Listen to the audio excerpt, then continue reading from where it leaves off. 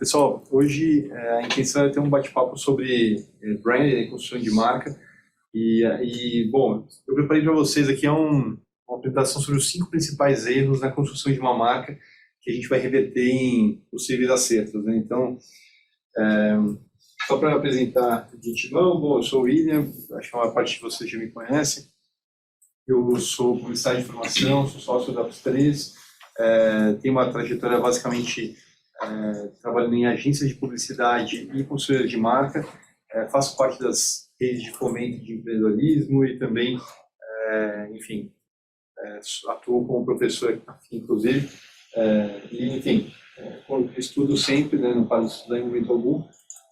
Na Apps3 a gente trabalha com branding, inovação e marketing digital em frentes diferentes de trabalho e a gente tem uma atuação muito voltada também para além do nosso serviço como empresa, a gente atua muito com projetos de impacto social. Então, nossa intenção é colaborar também, né, buscando colaborar com temas de educação, mobilidade social, cultura e arte. E a gente atende mercados muito variados. Então, a gente tem uma visão muito heterogênea de mercado e uma relação muito próxima de tecnologia, no digital também. Enfim, trabalhando sempre com branding, inovação e marketing digital. Mas, enfim, agora, entrando no tema aqui, só fazendo um pequeno merchan ali, a gente tem umas vagas abertas, então, caso alguém se interesse ali, a gente está buscando applications ali, né? Então, esse aqui é o link que vai para o nosso Instagram, vai lá para o nosso link da bio, tem lá todas as vagas no nosso Linktree. Beleza, vamos começar então.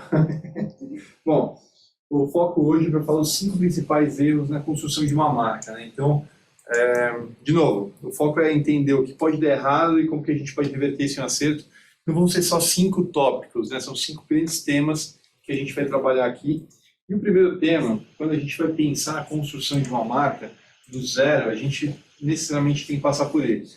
Quando a gente está fundando uma marca, começando a operação do zero, a gente tem que passar pelo nome, né? A criação do nome da marca é o batismo, né? Poxa, uma coisa é dar um nome para qualquer coisa, outra coisa é dar um nome para uma marca, né? Que vai começar a operação do negócio.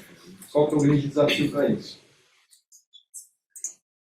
O primeiro ponto que eu gostaria de dizer não é porque a marca é famosa que o nome é realmente bom, tá?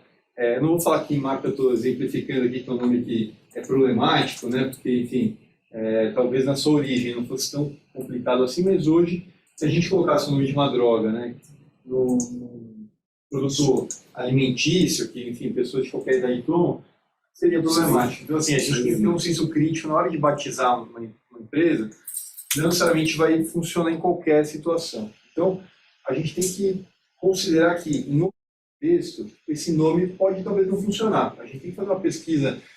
Será que isso pode dar algum problema em outra língua, outro idioma? Será que essa marca, em outro contexto cultural, pode ter uma barreira? Porque, enfim, não preciso dizer muito, mas tem marcas que elas não passam bem, né, de um país para o outro, de uma língua para outra. E, de novo, aqui é um caso, né, um exemplo, talvez hipotético, de que a marca ela pode carregar um significado diferente, mas é só ir para a tradução em inglês mesmo, é exatamente o que vocês estão pensando. O nome é problemático, enfim, a gente precisa tomar cuidado na hora de criar esse nome. Ainda falando de naming, a gente tem que cuidar para o nome da sua marca não criar um teto, né, para o futuro dela. Então, ele tem que evitar um nome que crie uma limitação para o seu negócio. Pô, eu quero expandir, eu quero fazer linha de camisetas com meu nome estampado. Poxa, se eu sou a Casa das Cuecas, talvez eu crie um limitador, né? Talvez a pessoa não saia, não vai para academia fazer exercício, não vai num almoço, né, no trabalho, tal, com a camiseta com o emblema das Casas das Cuecas, porque isso pode criar uma barreira de uso, né? Assim, talvez uma situação, enfim, talvez isso pegue moda, fique legal e tal, mas nesse contexto hoje, quando a gente olha para essa marca, ela criou uma limitação para ela mesma. Talvez ela precise criar uma nova marca para lançar outras linhas de produto. O que outras marcas com outros nomes talvez não tivessem problema. Talvez no começo fosse uma ótima ideia, lá em 1968, fosse uma ótima ideia fazer uma casa que só vende cuecas. Eu sou um especialista nisso, mas com o passar do tempo, se eu quero vender meias, camisetas e outras coisas, talvez seja um problema. Então, na hora de começar a sua marca, tome cuidado para não fazer colocar um teto muito baixo para essa marca ter um problema com o nome. Terceiro ponto, quando for pensar na sua marca, pense em SEO. Você pode não ser um grande especialista de SEO, mas o tema é importante, porque a sua marca vai existir no ambiente digital, né? Alguém pegou essa... Só tem uma pessoa aqui que eu já tive uma conversa mais cedo, mas alguém pegou qual que esse aqui, essas 3 imagens do fundo refletem um mercado inteiro, tá? Aqui no Brasil, são 3 principais players de um mercado muito importante, cujo nome está representado aqui. E é justamente por isso que eu acho que ele é um problema em termos de naming, tá? Alguém arrisca dizer? Aqui nós temos 3 imagens de fundo. Vou descrever a imagem para facilitar. Primeira imagem à esquerda, um céu azul, né? A segunda imagem aqui, um gol do Richarlison na Copa do Mundo, um belo gol, né, que marcou aí nossas emoções. E aqui uma imagem, né, de satélite, né, ou uma representação visual da América Latina.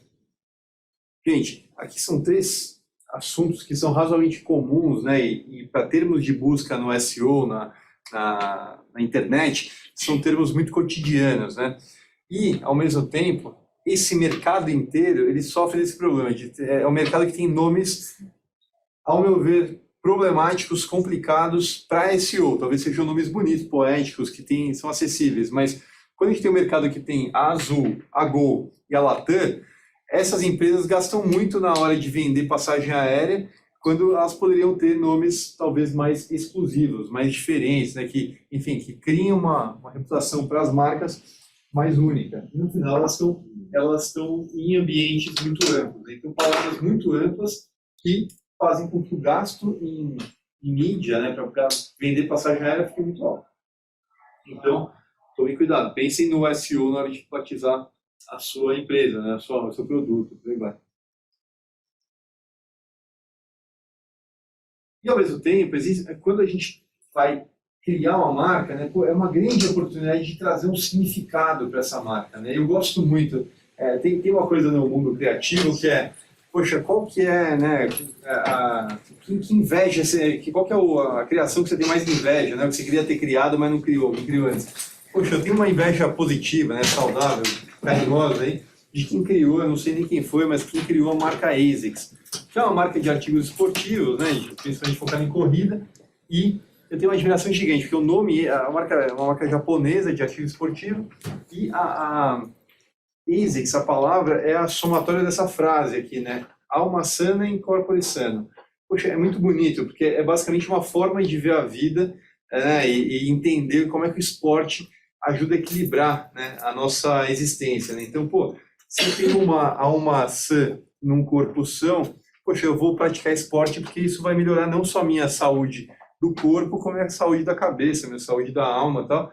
E, poxa, olha que legal, né? Eu tenho certeza que muitos de vocês não sabiam que a marca significava isso, né? Por mais que, enfim, alguém corra, alguém conheça esporte, ou já tenha tido um tênis deles, ou algum artigo, ou não. Mas é uma marca muito conhecida no mundo inteiro. Mas quando tu sabe que a marca significa isso, tem outro olhar sobre ela. Você fala, esse pessoal é inteligente mesmo, eles devem fazer um bom produto, né? A gente tem uma admiração imediata, quando fala assim, alguém pensou nisso, que legal, sabe?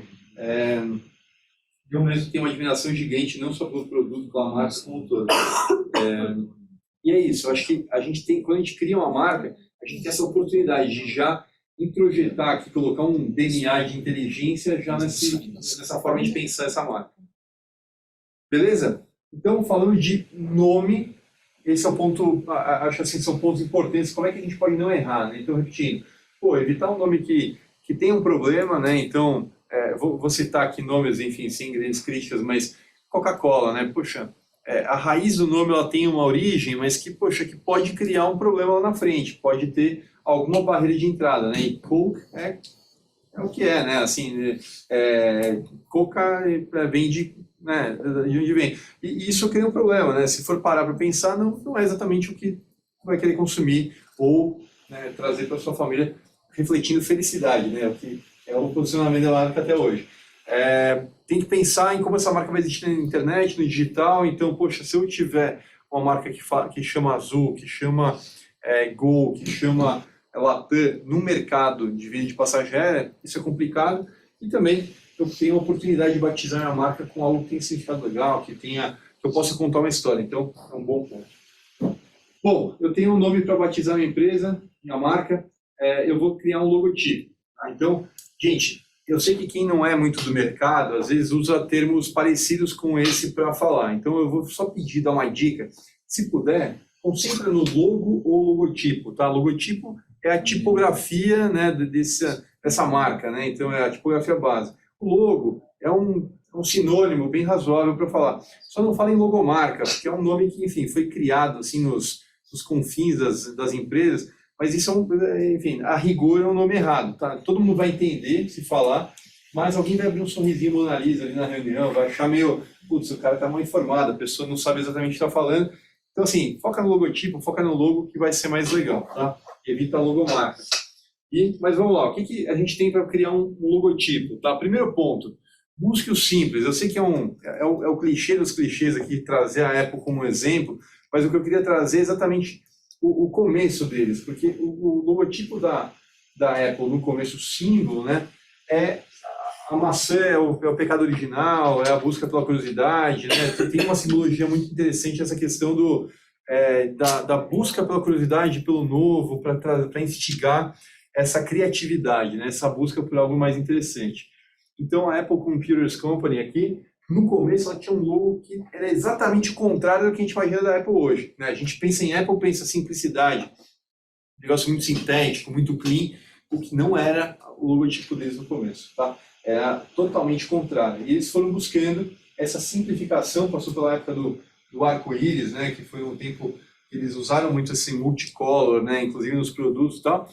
Isso foi mudando até chegar a alguma coisa muito sintética, né? Muito, enfim, que reflete muito como a marca pensa hoje.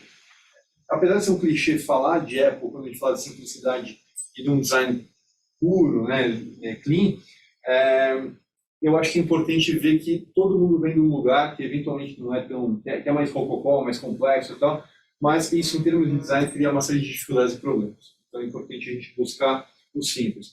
Segundo ponto, em termos de logotipo, né, se a gente for agregar aqui o slogan, a mesma coisa que eu falei da Casa das Cuecas, evita um slogan que seja acoplado ao seu logotipo, que também coloque um teto baixo para a sua marca, né? Quem observou em algum momento a Marisa buscando se reposicionar e vender produtos, artigos masculinos, não consegue deixar de ouvir, né? Quem viveu aí nos últimos 30 anos no Brasil, não consegue deixar de ouvir esse jingle, que é um slogan, de mulher para mulher Marisa, né? Então, assim, poxa, é um posicionamento que foi muito forte, muito consistente, mas que em algum momento cria uma ruptura também, cria uma barreira e dificulta a sua exposição de marca. Né? Não esqueça do cuidado com redução do logo, né? Então, poxa, às vezes a gente quer fazer um logo cheio de detalhes, né? Cheio de informação. Aqui é o histórico também de evolução da marca Estador, vocês estão vendo, busca uma simplificação. Esse símbolo no centro aí, que às vezes as pessoas acham que é muito enigmático, é uma sereia, né? Então, no começo tinha mais cara de sereia, tinha mais detalhe, meio que o recorte da foto era um pouco mais distante, aparecia um pouco mais inteiro, mas ao mesmo tempo, se eu fosse fazer uma redução do tamanho de uma cabeça de um lápis, isso seria muito difícil, ficar um borrãozinho, né? Então, assim, é muito importante que a gente, quando for pensar na marca, pensar de uma forma que funcione bem, de uma forma sintética, enxuta e por aí vai. Beleza? E também acho que é legal a gente considerar o que a gente chama em comunicação de easter eggs, né? Que são os detalhes ocultos, né? Porque se a pessoa percebe um olhar mais atento, consegue observar ali um elemento oculto, isso ganha um significado simpático, né? Não é que a pessoa vai cair da cadeira, ninguém vai chorar de emoção, mas quando a pessoa vê a setinha ali para a direita do FedEx, ela vai falar, poxa, que legal, eles estão mostrando uma direção, um caminho, né? Se a pessoa observa o C do Carrefour, né, ela não deixa de ver, isso preenche de significado, fica interessante, assim como a setinha, né, que faz um sorriso na Amazon de A a Z, né? Então, mostrando que eles têm um repertório amplo de produtos à disposição em uma prateleira digital. Então, assim, é o tipo da coisa que, de novo, ninguém quer da cadeira, é muito diferente do impacto que uma ASICS provoca, mas pode ser muito simpática. Assim, a primeira vez que a pessoa repara, ela fala, poxa, interessante, legal. Alguém pensou nisso, né? E esses elementos podem fazer parte de outros ambientes da marca também, né? Criando uma síntese interessante. Até aí, beleza?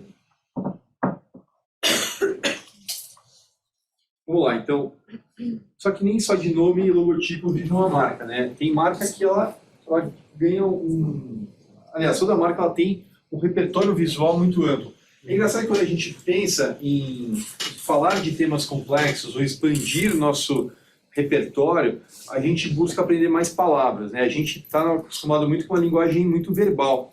Só que isso está no campo semântico, né? A gente aumenta o repertório, sabe mais termos, a gente fala de assuntos novos. E para isso a gente aprende vocabulário.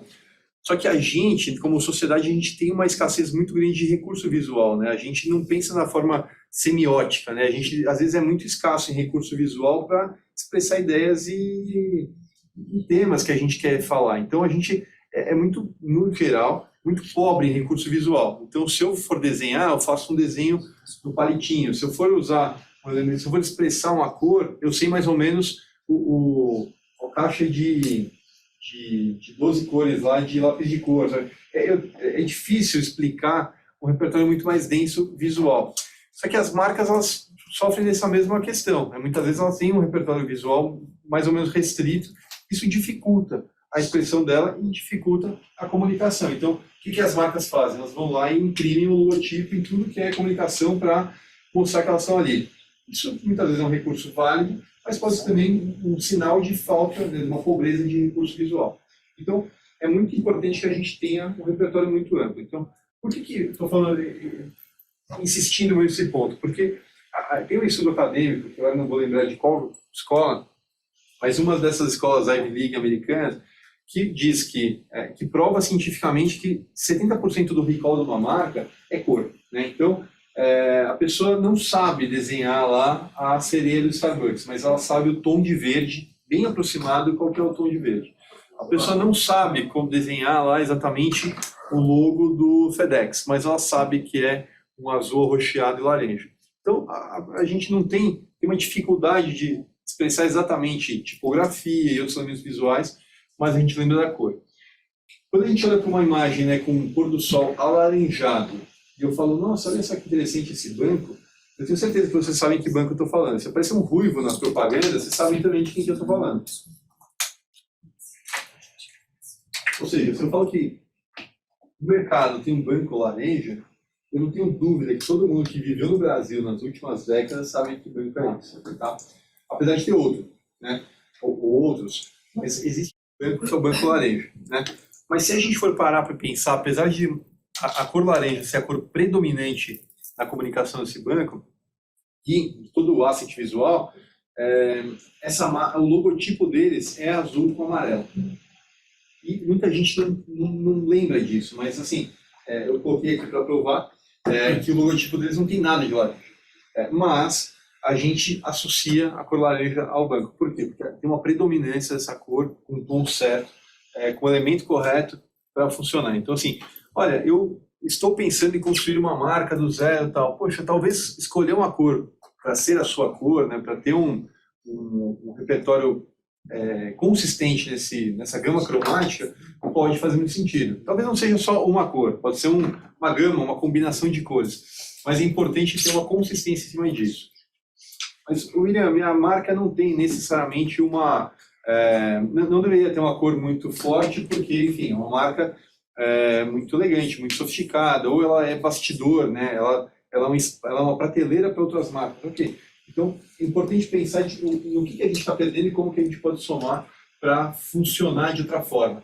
Mas é um asset visual muito importante. Outro ponto, ter um padrão visual, né, o que a gente chama de design de pattern, é muito importante para a marca poder se fazer presente sem necessariamente ter o logo. Aqui eu roubei um pouco no jogo, porque esse pattern é exatamente o logo da Fendi aplicado, né, de valete, aqui, né, como se fosse uma capa de baralho. Então, mas é um padrão visual que na moda é muito forte, né? Assim, a gente identifica, se a gente está falando de qualquer uma das gamas aí das marcas de boutique, né? Basicamente por um padrão visual ou por um padrão cromático, né? Muito comum, só se eu vejo um couro marrom com marrom com um monte de símbolozinho, é fácil encontrar uma Louis Vuitton ou umas marcas caríssimas aí. Então, a gente acaba usando como um recurso relevante, pode funcionar bem, de novo, ao olho desatento, isso parece só uma imagem enigmática, mas quando tu para olhar, tu vê, fende ali, isso pode ser preenchido com um significado, ou uma memória, ou uma percepção de valor. Outro ponto importante é, estilo fotográfico diz muito sobre a sua marca e muitas vezes sobre o seu público, né? Aqui eu fiz uma escolha intencional aqui, que é bastante provocativa, que era uma marca que chama Abercrombie, né? Ela foi muito polêmica na sua vida Fênix, né? Quando ela deixou ela ressurgiu das cinzas lá, ela passou a ter um posicionamento super agressivo em termos de perfil de público, né? Assim, tem um documentário na Netflix que fala a respeito dessa marca, da forma como ela ressurgiu de uma marca que estava meio empoeirada, meio deixada de lado, voltou com muita força, né? E com um posicionamento muito forte em pessoas que têm um corpo muito atlético, um perfil de público ou magro ou forte. Por favor, fique à vontade, né? E, assim, com tons muito polêmicos, assim, né? De, poxa, o CEO lá é uma pessoa que tinha fobias, né, em relação a vários perfis de público e tal, e ele gostava muito desse perfil, assim, um perfil muito sarado, que é uma campanha da Abercrombie mesmo. Assim, estou usando o exemplo, né, do erro na mosca, por quê? Porque essa marca, ela acabou excluindo grande parte do seu público, por quê? Porque ela buscava simplesmente, assim, meramente o público muito atlético, muito sarado, e não queria o público de outros perfis, né? Eu mesmo, que tenho um MC um pouco mais avantajado, já não caberia muito bem numa comunicação deles. Não que eu coubesse em alguma comunicação, mas, enfim, eu já seria repelido. Inclusive, tu entrava na loja e tinha umas pessoas assim, com esse perfil, meio dançando na porta da loja, tal, dentro da loja, parecia uma balada, tudo meio escuro, tal, gente sem roupa. E aí tu fala, pô, meu, sei lá, eu uma vez entrei e falei, meu, acho que não é comigo, sabe? Assim, eu fiquei um pouco, acaba repelindo, né? Mas é isso, o estilo fotográfico comunica com o perfil do público. Se a gente está querendo comunicar e atrair esse perfil de público, talvez a gente atraia e vai acabar repelindo o outro. E vice-versa, né? E a gente vê um esforço aí numa onda de comunicação muito mais relevante de buscar comunicações mais inclusivas, né? Mas, enfim, estou falando de erros, trouxe aqui a Abercrombie, que é uma marca que tem erros para muitos além desse. E, por último, não subestimem o poder da escolha tipográfica, sabe? Quando a gente vai definir uma identidade visual, um perfil de marca, a escolha da tipografia pode ser muito simbólica, muito emblemática. Então, essa aqui é uma comunicação de muitas geniais campanhas que a Economist fez, né? Assim, eu nunca li a Economist, né? Então, aqui tem lá, esse aqui é o trainee de 42 anos, né? Então, o cara, assim, são campanhas muito inteligentes, assim, só basicamente com redação, né? Assim, todo o padrão visual das campanhas é idêntico, mas eles queriam dizer o quê? Poxa, o cara que ele acha ok não ler a Economist, ele talvez esteja atrasado na busca de carreira, assim, né? Então, porque é uma pessoa que está desinformada e coisa do tipo. Essa aqui é uma peça que é muito emblemática, mas, assim, basicamente, nos períodos áureos aqui da Economist, se tu visse mais ou menos esse padrão, né, de um VG, né, um fundo vermelho, com essa tipografia, tu já parava para olhar e falar, meu, o que os caras estão falando agora? Né? Porque sempre tinha um tom ácido, uma provocação, e era alguma coisa interessante, ou pelo menos inteligente, que provocava esse olhar para a gente, enfim, dar uma olhada. Mas essa tipografia serifada, né, leve, com um toque de elegância, assim, alguma coisa meio retrô, mas com um toque assim, muito simples, né, focando só no texto, é uma escolha totalmente intencional. Né? Eles são uma empresa, né, uma revista, tal, eles queriam que o foco fosse 100% ali, sem muita distração, conteúdo puro, com qualidade. Gente, identidade visual, o foco é a gente conversar depois, tá? Então, enfim, tem muita gente que eu já estou no dia a dia, mas eu quero ver também quem não está aqui. Mas, por fim, penúltimo tópico aqui, né, campanha, né? Então, construir uma marca, também, a gente já tem um nome, já tem um logotipo, já tem uma identidade visual trabalhada, ok? Temos um manual de marca aqui numa situação ótima. Como é que eu levo isso para o público? Né? Eu vou fazer uma campanha, fazer uma comunicação. Gente, não só de campanhas criativas, né, com grandes investimentos, vive uma marca. Claro que eu vou dar alguns exemplos aqui para vocês. Assim, marcas sem grandes investimentos também podem fazer uma campanha. Né? A gente tem que ter clareza de qual é o nosso objetivo, onde estão nossas travas, né, nossos desafios e como é que a gente vai dar o primeiro passo. Mas, enfim, vou dar um exemplo aqui de marcas muito conhecidas, mas imaginem situações variadas, tá? Inclusive que cada um de nós vive no dia a dia. Esse aqui é um caso que a gente viveu na prática, né? Então algumas pessoas já sabem disso, mas eu, enfim, passei pela agência que trabalhou com Visa nesse momento aqui, não era meu cliente direto, mas a gente, enfim, trabalhava lá, na época ali, aliás, a PBWA, global, ganhou a conta da Visa, né? E aí tinha aquele posicionamento Gol, né, vai de Visa, não sei o quê. E aí teve essa campanha que foi muito legal aqui no Brasil, que eu acho que um ponto importante dela o grande esforço criativo foi descobrir qual que é a verdade da marca, né? Qual que é a verdade por que essa marca é tão relevante para o público.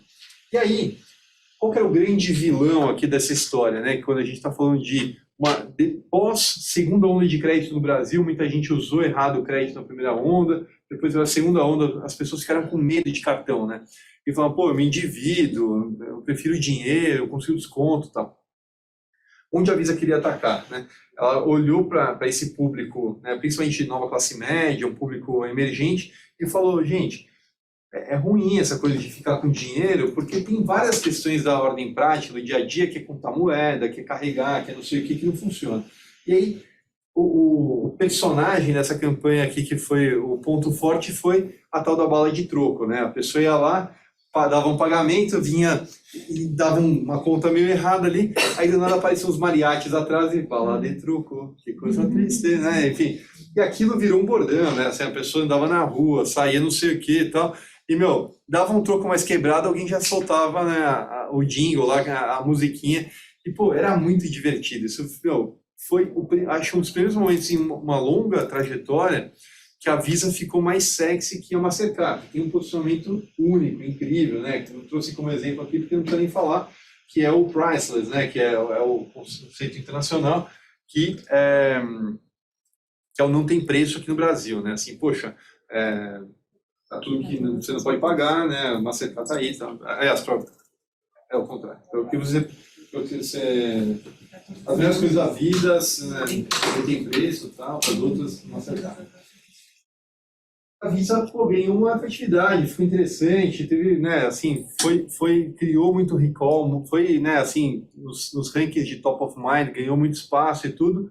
Só que aí, assim, nesse período, foi um intervalo em que eu saí da Liular e, enfim, não tenho nada de protagonismo nisso, mas só para dizer que em raias paralelas aconteceu um negócio e primeiro ano da Ups3 a gente teve um trabalho maravilhoso para fazer. No primeiro ano de empresa, que é um presente, né? A gente ia fazer uma pesquisa para a Visa Global para entender como é que a gente explicava o brasileiro, né, em termos de forma de pagamento, para o gringo, que não entendia essa loucura que é aqui no Brasil, né? Pô, mulher bonita não paga, mas também não leva, né? Pô, no dinheiro é mais barato e não sei o que. No mundo não é assim, né? Assim, tu compra, paga o restaurante parcelado. Tipo, é uma coisa muito louca aqui no Brasil, né? A gente tá pagando a comida que a gente já comeu, sabe? Em lugar nenhum do mundo isso é razoável, aqui no Brasil a gente faz. E aí, a gente fez uma pesquisa grande, né, com esse público emergente, nova classe média, meio que o Brasil inteiro, não sei que, várias praças. E aí a gente foi explicar. Por quê? Porque eles estavam muito satisfeitos com o conceito criativo, porque era interessante, era divertido, rejuvenesceu a marca, né? A marca estava distante do público e reconectou. Qual foi a questão? O ponteiro de uso, né, do cartão não mexia tanto, né? Então, assim, não era proporcional ao investimento que estava sendo feito. Então, se buscava mais resultado. Qual foi o ponto? Poxa, a gente trabalhou, foi vendo, né, poxa, o débito para o brasileiro, especialmente pensando em classe média, não tem muito valor, né, porque, pô, se eu tenho que pagar e sair o dinheiro da conta, qual que é a diferença de eu não estar com dinheiro, né, porque no dinheiro eu tenho mais desconto. Então, o débito é uma categoria que não funcionava, o crédito muita gente tinha medo, né, tinha pouco planejamento, pouca visão de médio e longo prazo, porque dava uma sensação que eu estava com grana, mas também não estava, né, porque uma hora eu tenho que pagar, e ao mesmo tempo o dinheiro tinha parecia que funcionava bem. E a pessoa não sabia quando deveria usar uma coisa ou outra. E foi, tinha uma série de insights, a gente foi trabalhando com eles, até que eles decidiram ir para uma outra onda de campanha, que aí sim teve um resultado muito bom, que é basicamente, não sei se você lembra desses filmes dessa campanha, que teve muito menos frequência e alcance, mas teve um resultado muito maior, né? O que acho que é uma lição importante para todos nós que não temos uma verba de uma empresa de cartão de crédito, né? Que assim, pô, às vezes, fazer um investimento preciso na segmentação e na mensagem, né? Com um call to action claro, ou seja, uma chamada à ação, né? Uma provocação ao público muito claro, é o que dá mais resultado do que fazer um investimento colossal em mídia. E o que a gente trabalhou aqui? Basicamente, novas abordagens, mantendo a consistência do posicionamento de marca. Essa campanha, o que era? Um senhor aqui com um cabelo com uma tintura assim que fora do convencional para o perfil dele, né? Assim, já era surpreendente, tinha uma musiquinha no canto, ele passando aqui no caixa da farmácia, tá, um monte de caixa de shampoo colorizante lá de cabelo, não sei o quê, aí chega lá o que parece ser o filho, não sei o quê também, e a pessoa fala, pô, pode dar um toque, né? Pode dar um conselho, tá? E a pessoa tá lá quase pagando, tá? E fala, tu acha que ele vai falar da cor do cabelo? Ele fala, não, vai divisa que é melhor, sabe? Ou seja, tem a chamada, pede para usar o cartão. Gente, faz uma coisa boba, né? É bobo. Porque, pô, pedir para usar o cartão, a pessoa usa mais o cartão, é exatamente isso. Acreditem, banners de internet que não tem botão de clique, ou compre, ou com uma chamada, tem absolutamente menos cliques do que um banner que tem o clique. E outra informação importante a gente, embora o banner seja clicável, a gente clica na parte que tem o botão. Ou seja, a gente obedece uma regra behaviorista, né? Uma regra comportamental como um rato, né? De laboratório. Então, pô, se eu pego o queijinho, eu ganho, né? Assim, eu passo pela labirinto, eu ganho o queijinho. Se eu não passo, eu tomo um choque. Pô, uma hora eu aprendo o caminho. A gente, em termos de mensagem, ação, a gente como ser social, a gente reage bastante também a estímulos pragmáticos, simples, claros, porque a vida já é corrida, a vida já é complexa. Então, pô, eu achei engraçado, dei risada da campanha, foi muito, né, me serviu como um toque de humor, a campanha do Bola de Troco, mas no final, eu não sabia exatamente o que era para fazer a partir dali, embora pareça ser claro, né, essa marca não está só patrocinando uma piada no intervalo comercial, mas quando eu falo, olha, pode dar um conselho, vai divisa aqui é melhor, a pessoa fala, pô, legal, é esse momento que eu passo meu cartão, sabe? E aí a pessoa passou mais o cartão. Gente, parece bobo, mas é assim que a gente funciona. Todos nós, tá? Outro ponto que é importante demais, às vezes, em termos de comunicação, a gente tem uma coisa que está na nossa cara, tá dito, está na testa. Esse caso aqui, a gente tem um concorrente que embora a gente tenha visto, na minha humilde opinião aqui, tem um nome complicado, cheio de pepino e tal, o concorrente dessa marca, tem um nome complicado, certo? É a minha visão. Tem um logotipo também complicado, escrito à mão, redução horrorosa, dá para ler. A gente lê porque a gente sabe, mas assim, tivesse que ler, ninguém ia aprovar esse logo hoje em dia numa sala de reunião, do zero, tá? Nem esse nome. Mas tem um concorrente aqui que está mais no gabarito, mudou o logotipo agora, não sei o que, beleza, depois de 15 anos. Mas, gente, fora o Rio Grande do Sul, que é um mercado totalmente diferente do resto do Brasil, né? Fora assim, situações adversas, normalmente a pessoa chega, pede Coca, e aí, quando é um lugar que não tem Coca, a pessoa fala, putz, não tem, cara, a gente aqui tem Coca, tem Pepsi, pode ser Pepsi? E aí, assim, me pareceu, quando fizeram essa campanha, uma atitude absolutamente ousada de abraçar a verdade da marca e falar, é isso aqui, cara. A gente é o segundo lugar, a gente está numa posição de não preferência de quase ninguém, e, poxa, é isso aqui, vamos assumir, tipo campanha da SBT, cara, a gente é o segundo lugar convicto e ninguém tasca, sabe assim? Enfim, depois chegou lá, né, os inimigos chegaram para concorrer. Mas assim, quando a gente assume, abraçar de verdade, né, mesmo, a verdade da marca, a pessoa fala, putz, é verdade, eu acho que é isso aqui, ganha uma simpatia, porque fala, não está fingindo que não sabe, sabe? Tu não sabe. Agora, poxa, pelo menos eu vou olhar de uma forma diferente, me pareceu ousado, né? Me faz lembrar uma entrevista de um CEO antigo do Burger King, né? Que uma vez um jornalista capcioso virou para ele e falou assim, e aí, o que vocês vão fazer para, né? Como é que vocês estão fazendo para ganhar liderança? Porque não sei o que ele fala, mas quem disse que eu quero liderança? Aí a pessoa fala, não, como assim, né? E aí ele falou, mas pô, a minha posição é muito confortável, porque quando alguém vai criticar fast food, vai lá e critica o McDonald's. eu posso vender hambúrguer à vontade, ninguém me enche o saco, e ainda posso eu bater no McDonald's que eu fico simpático. Pô, minha posição é ótima, essa minha margem pode ser melhor que a deles. Pô, é perfeita a minha posição. Ou seja, para o negócio não é ruim ser um segundo lugar muito bem colocado. O problema é ter essa crise de identidade, né? Então, assim, pô, se eu sei o que eu sou, eu funciono bem, eu sou simpático e atrai meu público, talvez seja algo interessante para assumir com verdade na marca. E, por fim, mantenha a consistência, né? Enfim, eu estou vendo uma pessoa jovem aqui na sala que não sabe nem o que a gente está falando, né? Talvez nunca tenha areado uma panela, mas, enfim, ou não tenha visto propagandas da televisão como era feito antigamente, a gente assistia e tal, vinha, né, uma coisa de cada vez, não tinha hiperlink, não tinha... O botão era basicamente para apertar lá para mudar o volume ou o canal. Assim, era onipresente esse tipo de comunicação com esse senhor aqui, né, o Carlos Moreno. Esse cara é uma celebridade, assim como, sei lá, o cara da C&A e tal. Tinha, assim, umas personalidades que a gente não sabia nada da vida, não aparecia no Choquei, não aparecia nada. Era a pessoa que aparecia no intervalo comercial, basicamente falando sobre aquele produto, né, de forma diferente, com consistência. Sim. Então tá aí, vai entrar. Então, assim, é fundamental manter a consistência, né? Então, e aí, assim, é tão consistente que, por mais que a marca não tenha comunicado nada nos últimos, sei lá, mais de 10 anos, 15 anos, 20 anos, sei lá, tenha passado por uma criação industrial, um monte de coisa, poxa, quem viveu esse tempo lembra com algum nível de carinho, porque pô, é super simpático. Esse cara já era um senhor, né? Quando ele nasceu senhor, sabe aquelas pessoas que nasceram velhas, e a gente consistentemente via ele de várias formas diferentes, ele se travestia de personagens, situações, contextos políticos, ele é um humorista fazendo campanha, era um negócio maravilhoso, né? Era um grande mérito da W Brasil que fez essa campanha por décadas aí.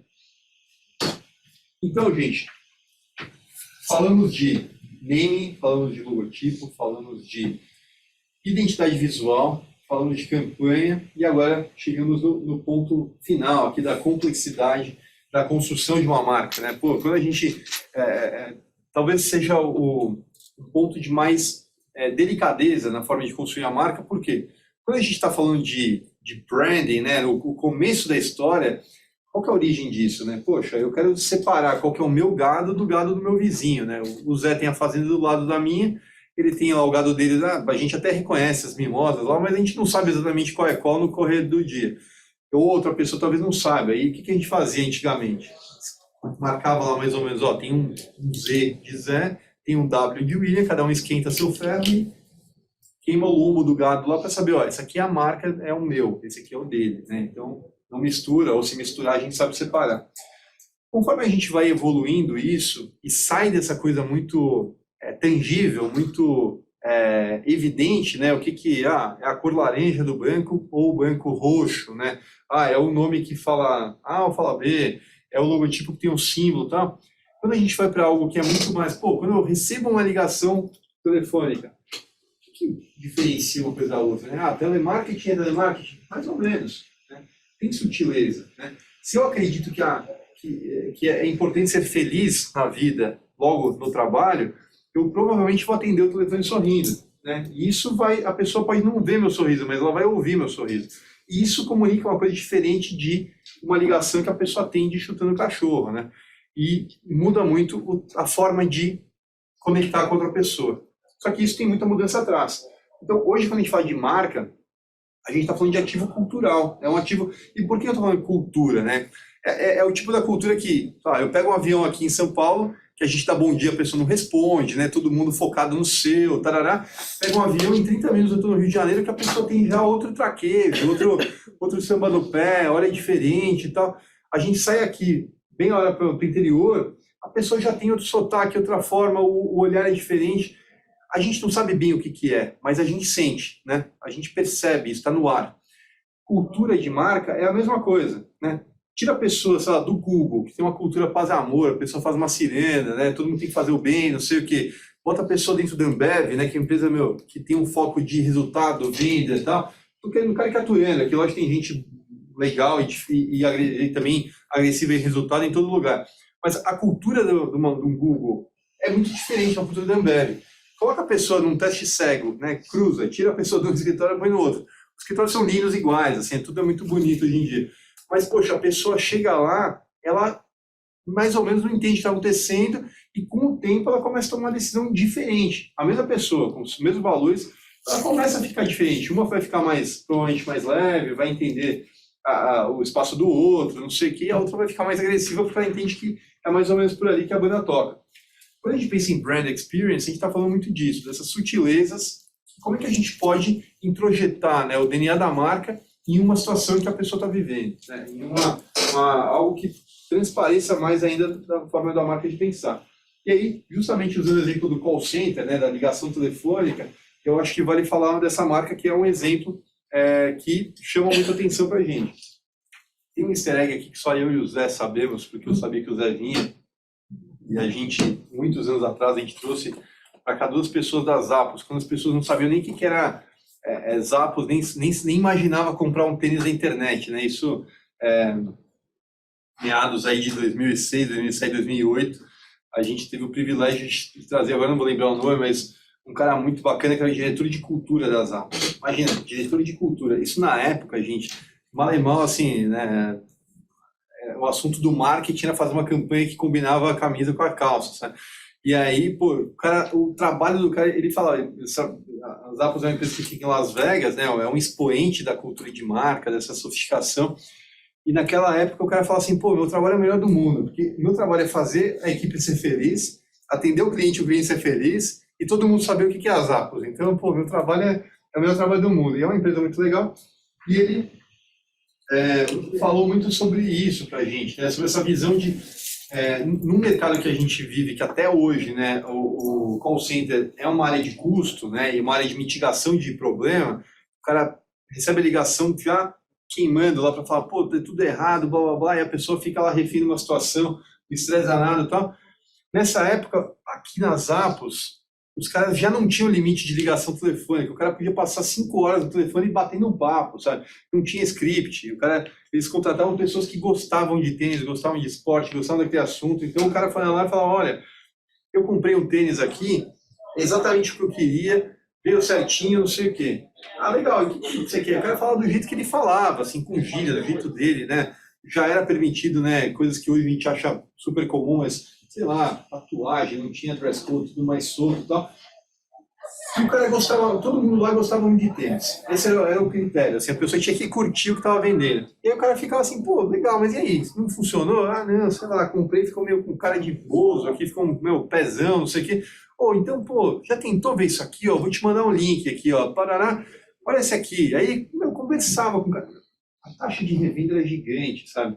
E era basicamente um grande call center. Tinha uma parte de e-commerce, claro, e eles reinventaram muitos processos, né? Em vez de só ter foto do e-commerce, era um monte de gente lá normal, igual a gente, assim, não era um cara super técnico ou super bonito ou super não sei o quê. Tem gente normal falando, meu, esse tênis aqui, olha só, a sola é flexível, é legal, olha só, olha o barulho que faz aqui quando eu mexo, ó, tá vendo? É um tecido diferente, tá? Pô, o cara ele meio que te vendia o tênis no vídeo, ele falava isso no telefone. Meu, se a gente entender o contexto em que o cliente está, em que a nossa marca existe, a gente vai fazer muito mais sentido, sabe? A gente vai surpreender o nosso público, por quê? Porque a gente conecta no que ele está buscando, no que a gente pode fazer sentido, né?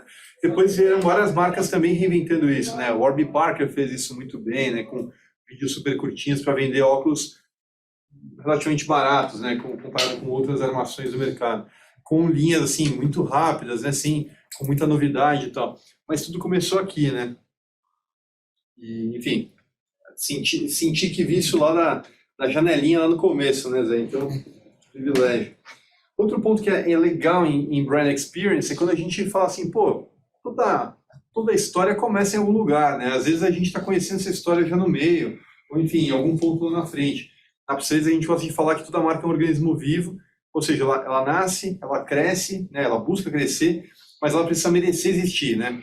Porque o mercado não é muito selvagem, né? Ele não vai esperar seu tempo ótimo, né? Tu tem que fazer sentido, tem que estar conectado com o zeitgeist, né? Com o espírito do tempo. E, assim, quando a gente está em algum momento lá na frente, às vezes a gente esquece, né? Que a nossa história tem muito valor, né? Então, e às vezes saber contar essa história com um certo charme, né? Com um salzinho ali, cria um charme também, cria um tempero novo. Então, Isso aqui é uma campanha de comunicação, podia caber no bloco anterior, mas eu achei que valia como... porque é uma marca muito sofisticada, que é o Johnnie Walker, né? Esse vídeo aqui vale a pena ser assistido. É um vídeo que não tem corte, é um vídeo longo, que conta toda a história do seu Johnny, né? Que era Walker, né? Então esse cara tá caminhando, parece que tá caminhando, sei lá, a Escócia inteira ali, num clima bem britânico, assim, meio chuvoso, meio parecido com hoje aqui. E ele vai contando essa história e ele vai dando passos largos, ele tem um ritmo legal. E conforme ele vai passando, ele tem elementos que ele pega, faz, joga, passa por porta, faz não sei o quê, e fala, pô, que interessante, sabe? Tu fica curioso, tu vê, com certeza vê mais de uma vez, se for uma pessoa atenta ou sensível ao tema, porque fala assim, meu, como é que fizeram esse negócio, né? Aí tu vai lá e vê de novo, e fala, putz, mas isso aqui é legal. Aí tu presta atenção para um detalhe da história, fala, putz, será que eu entendi certo? É isso mesmo? Aí tu vai lá e pesquisa e vê de novo. É um negócio muito legal, cheio de elementos ricos, né, para quem está atento, está com vontade de ver, e em especial para quem gosta da marca, porque esse é o ponto. Quando a gente busca a brand experience, a gente está querendo blindar alguém que é admirador da nossa marca, é fã do que a gente está fazendo, ou pelo menos alguém que é interessado no tema. Então, pessoa que gosta de um Scott, gosta do whisky, talvez olhem para isso e falem, oh, que legal esses caras, né? Eles estão recuperando uma história de um jeito diferente. E, enfim, uma produção que, à primeira vista, parece muito simples, mas quando tu começa a prestar atenção no detalhe, tu vê que tem uma complexidade gigante na execução. E quando a gente fala de brand experience, é fácil a gente imaginar, né, aqueles exemplos clássicos, né, sabe? A Sprite em Tel Aviv, falando, nossa, que legal, aqui está calor, aí bota uns puta tubo de água, né, para soltar, para o pessoal tomar chuveirada na praia, porque é quente. E aí fala, pô, eles estão entregando o atributo da marca ali. Mas, pô, é diferente a gente ter esse tipo de ativação quando a gente pensa num ambiente totalmente imersivo e digital, né? Esse case da Wendy's aqui, no Fortnite, é muito legal pelo seguinte, tem vídeos aqui, né? Depois eu posso, se alguém tiver interesse, manda mensagem para mim em algum lugar, que eu mando o link também. Mas, enfim, eu não queria ficar aqui com muitas parafernálias para poupar vocês, mas esse aqui é um caso muito interessante. A Wendy's ela se orgulha muito de dizer que ela não trabalha com carne congelada, tá? Então, assim, quando a gente vai colocar na prateleira dos fast food lá, ela fala, pô, eu sou diferente, por que Wendy's? Porque eu tenho um personagem com cabelo vermelho? Não é por isso. É porque eu não uso carne congelada. Aí, beleza, fala isso, uma hora a pessoa não lembra mais. Ela fala, legal, como é que era o Wendy's mesmo? Vai lá e pega qualquer um, entra na fila que tem menos gente. Aí o Wendy's, para se apropriar desse posicionamento, com um público mais jovem, né, o público gamer, né, ela entrou no Fortnite, é isso mesmo? Que é um jogo desses super imersivos, que a pessoa passa horas e horas jogando, não sei o quê. E o que ela fez?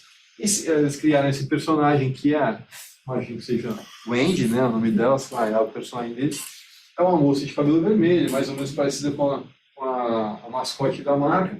E foi o que ela fez. Eles começaram a avisar em todas as redes que eles não trabalham com carne congelada, não sei o quê. E aí, consistentemente, a Wendy, no jogo, começou a quebrar todas as geladeiras em toda a cidade que ela entrava. Todo o ambiente imersivo do jogo, a Wendy, a primeira coisa que ela entrava e fazia é destruir geladeira, destruir geladeira, destruir geladeira. Por quê? Porque ela não precisa. Porque ela é contra congelar a carne. E aí, só que isso, né, começou a sair, também assim, como aparece no jogo, comunica fora. No jogo, comunica fora. E aí, lógico, uma bomba de comunicação que eles têm, aí começa, gente do mundo gamer começa a ver, e também, enfim, lógico, né, que também trouxeram para perto esses influenciadores digitais, como os gamers e tal, e streamers e tal. Isso virou um assunto, aí, enfim, mercado americano, muito maduro, né, vira notícia, vira não sei o que lá. O importante dizer ela trouxe a verdade da marca, porque não dá para comer um hambúrguer, né, de carne congelada ou não congelada dentro do metaverso. Pode até ter uma representação gráfica de comer um hambúrguer, mas ninguém vai encher a barriga de comer, né, uns bytes ali dentro do metaverso. Mas o ponto eles conseguiram construir essa verdade da marca dentro do ambiente que para muita gente comunica muito, né? A pessoa fala, pô, meu, quebrou a geladeira dentro do jogo, é muito legal isso, sabe? Que traz uma irreverência, uma verdade da marca num contexto totalmente fora de uma realidade orgânica, física, mas que tem uma realidade inorgânica aqui, né? Que é a verdade que a pessoa vive dentro do jogo. E, poxa, enfim, é um assunto, foi interessante e é uma forma de reproduzir essa marca também. E, por fim, voltando para o whisky, sem querer enviesar ninguém numa terça-feira à noite chuvosa, mas eu queria fazer um convite para que todo mundo se divirta, né? se maravilhe com esse trabalho incrível de roteirização que foi feito para Blue Label do Johnnie Walker, né? Então, assim, quando a gente olha para a marca não como simplesmente uma marca de produto, né? A pessoa que pode comprar um Blue Label, né? Ela tem um leque de opções muito amplo, né? Ela vai ter uma série de opções de Macallan, ela pode comprar, enfim, o whisky single malt, ela pode escolher muita coisa, né? É uma garrafa cara, né? Então, dentro da prateleira ali, está nos lugares mais altos ou naquelas portinhas que já tem uma chave, né? Dependendo do supermercado. Ou seja, é um item que faz a mão tremer, na verdade, né? E aí, pô, a pessoa tem um monte de escolha, né? E aí, como é que a marca vai mostrar que esse é um produto exclusivo? Porque geralmente quando a gente quer mostrar que é exclusivo, a gente não fala, né? A gente deixa o silêncio, a pessoa que busca fica no burburinho e tal. Eles falam, pô, a gente é uma marca gigante, a gente tem que falar sobre ela, mas não vamos fazer uma campanha trivial. Aí fizeram uma equipe de cinema de verdade, né, de Hollywood, chamaram um diretor para roteirizar um filme que é uma história que cabe no label aqui. E aí chamaram um ator de primeiro gabarito aqui em escala global e falaram, pô, vocês vão viver uma história. E aí mostra isso aí, dois amigos, assim, absolutamente desocupados, tá certo? Que não parece ter uma ruga de preocupação na vida, assim, se tiver alguma ruga é porque tomou muito sol na vida. E, assim, eles estão curtindo muito aquele momento que não tem absolutamente nada acontecendo, estão ali conversando, olhando para o nada e falando, pô, acho que eu vou comprar o seu barco. Ah, mas ele não está à venda. Ah, mas eu não quero comprar com dinheiro, eu quero comprar com uma dança. E aí... né? Então eles vão lá, eles vão mais dança, nem sei dançar, não sei o quê. E o cara vai lá, ele se desafia a aprender a dançar, cria uma coreografia, pega um espaço, faz um negócio lindo, não sei o quê. E tudo, né? Em vários momentos ali o uísque rolando e tal, mas sem exagero, porque, pô, somos pessoas sofisticadas, elegantes, temos um, né? E aí foi. O amigo dono do barco foi lá, assistiu a dança e...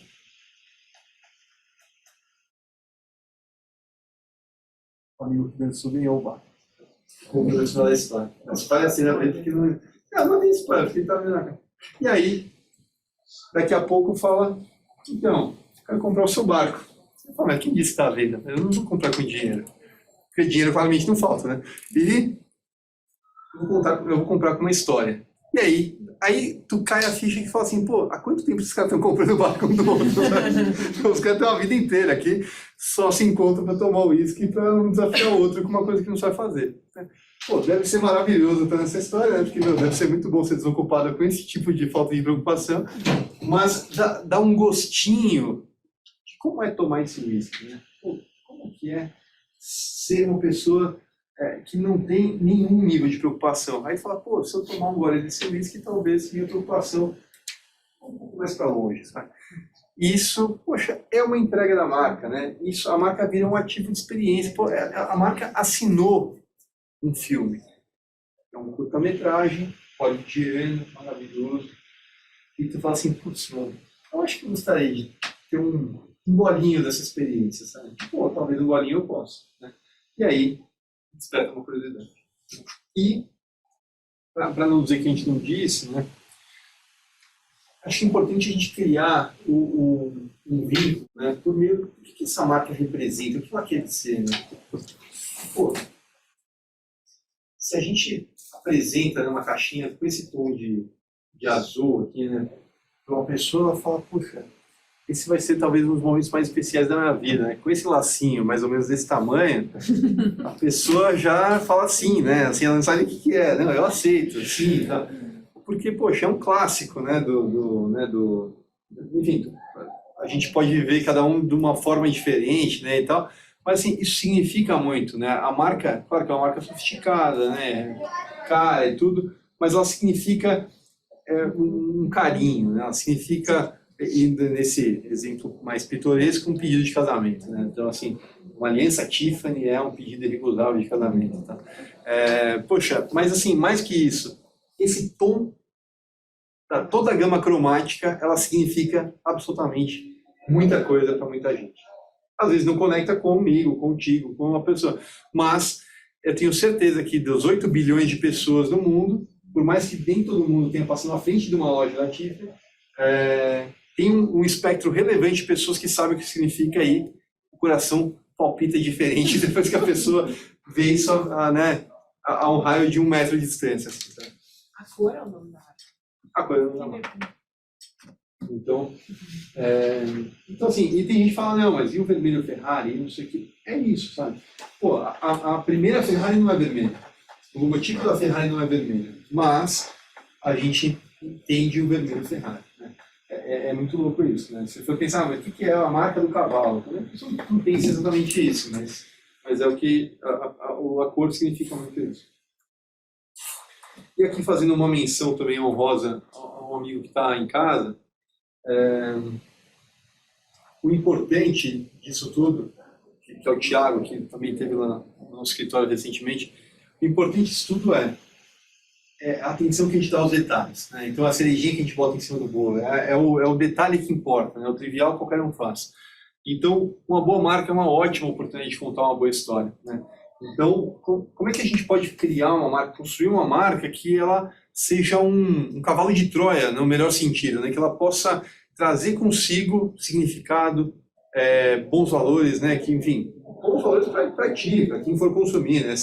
Para o CEO da Abercrombie é ótimo falar que eu só vou vender para quem for sarado. Enfim, isso criou uma repercussão negativa para quase toda essa humanidade que não é sarada.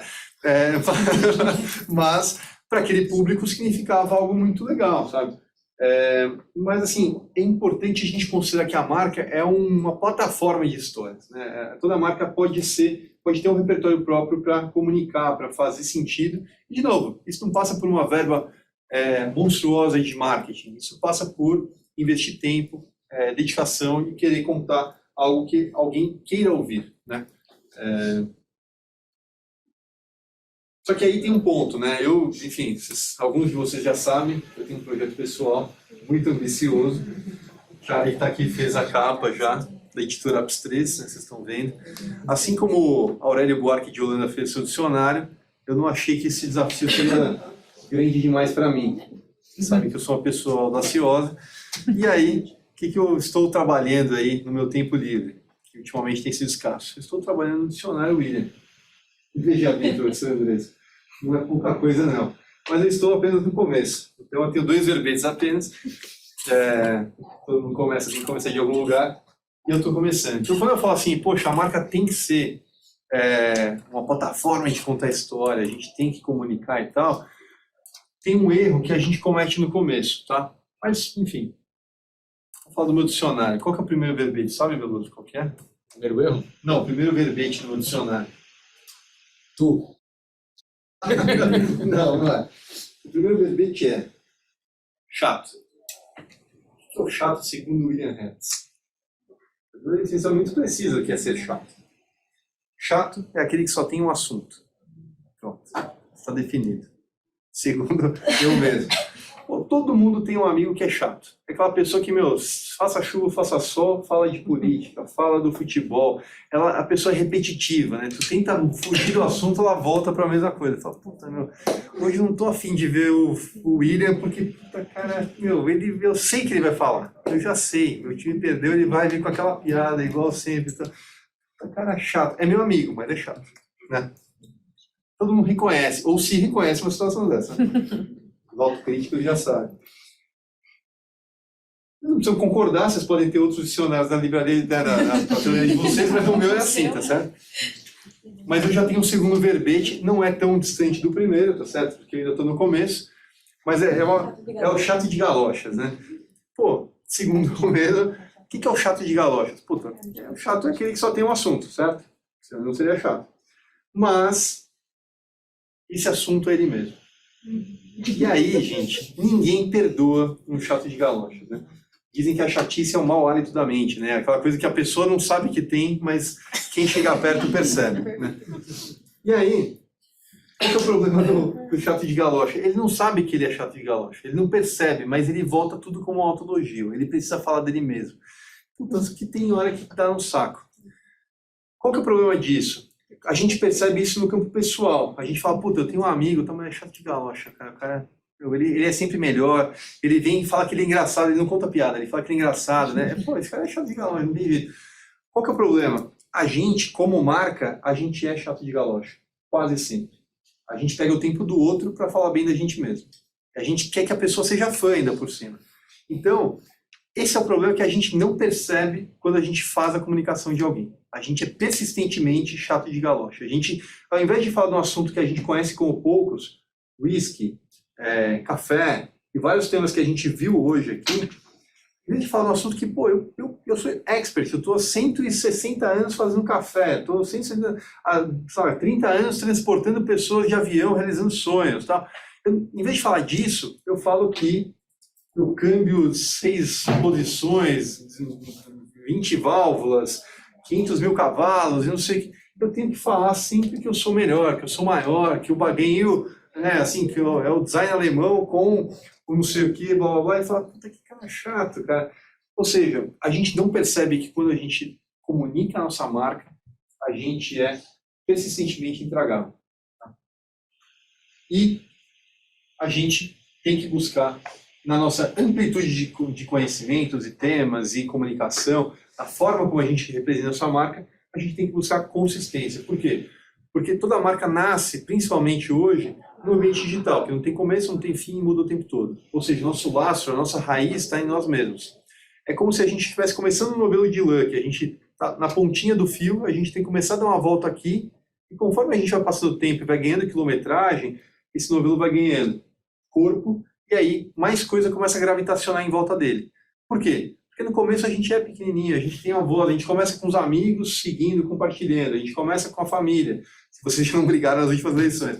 E aí a gente começa a fortalecer esse novelo até que, poxa, outra marca olha e fala, pô, vocês são legais, vocês têm um público, posso colar em vocês? Posso conectar? Alguém que olha e fala, poxa, eu admiro e gosto e acho interessante, porque essa marca diz uma coisa que para mim faz sentido.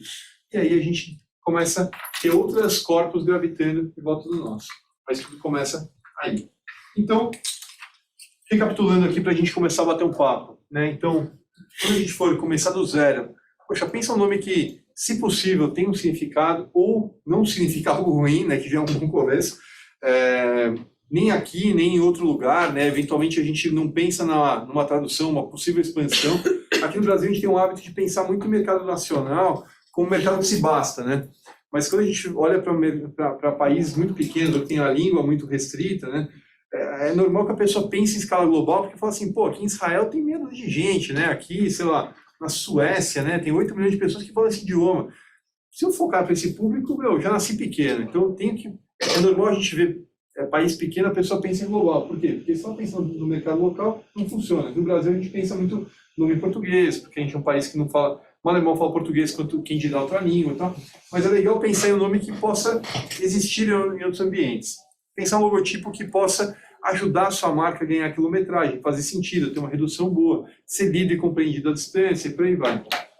Mas não queiram colocar tudo no logo, porque é uma obsessão que não faz sentido, não funciona bem. Tem gente que fala assim, mas não está passando todas as minhas ideias. Ainda bem, né? Porque não dá para usar um recurso visual limitado para o infinito, né? Então, tenta abraçar aí parte disso na sua identidade visual. Um brand book sozinho não comunica, né? Precisa trabalhar em comunicação, isso tem que estar em movimento. Então, poxa, o que a gente vai falar nesse momento, com qual objetivo para qual público? Com qual frequência, com qual impacto, com qual amplitude? E aí, trabalha uma campanha. E, por fim, se for possível, sempre que possível, sempre que tiver a oportunidade, trabalhe a experiência da sua marca de uma forma que seja o mais coerente possível, né? Se a gente tiver um alinhamento entre forma de pensar, forma de fazer, a gente vai ser autêntico, né? Então, isso para qualquer campo, né? Se eu conseguir, William, ter coerência na forma como eu penso, na forma como eu ajo, poxa, eu certamente vou ser uma pessoa única, autêntica, você é interessante. Só que isso, certamente, quando a gente pensa em marca, tem um desafio complexo. Aqui está o W aqui de marcar o gado, hein, Zé? Vai roubar minha vaquinha, tá? E não esqueçam, pessoal, de ouvir com todo o respeito e deferência ao público. Às vezes a gente fala assim, mas eu sou o expert desse produto, eu trabalhei 100 horas a fio, né, 10 mil horas, estou há 10 anos trabalhando nesse projeto e eu sou o cara que faz o melhor escorregador com design natural, imitando, como é que é isso, as raízes de árvores e tal. Olha só, um projeto que eu gastei uma grana, mas se eu não ouvir meu público e não prestar atenção no que ele gosta, eu talvez esteja jogando dinheiro fora, né? Porque o cara não está nem aí para o seu design orgânico de raízes de árvores. O que eu mais gosto é esse japonesinho que vai descer agora de barriga. Então, gente, assim, tenha a humildade na hora de comunicar, de saber que, poxa, comunicação é mais escuta do que fala, né? É mais entender o que o outro recebeu do que o que eu estou passando, porque eventualmente tem uma dissonância aí na nossa comunicação, né? E não esqueça que o que mais importa em tudo que a gente faz, especialmente em serviço, é como a pessoa se sente a partir daquele momento, né? Então, o que a pessoa sente depois que ela se conecta com a minha marca? Ela está se sentindo bem, ela está feliz, ela tem um impacto positivo ou não? A minha marca está deixando a pessoa para baixo. A pessoa quer ser feliz no final da vida, né? E aí, enfim, eu trouxe aqui uma frase do Forbes, da Forbes, né? Mas do Michelangelo, né? O cara que, entre outras coisas, pintou a Capela Sistina e tal. O cara é um gênio, né, das artes. E acho que tem um traço de humildade que a gente tem que buscar sempre, né? Que assim, é o dia após dia, né? Se as pessoas soubessem o quanto eu tive que trabalhar para obter minha maestria, ela não parecia tão maravilhosa, né? Poxa, é bonito, né, ver a obra de um gênio.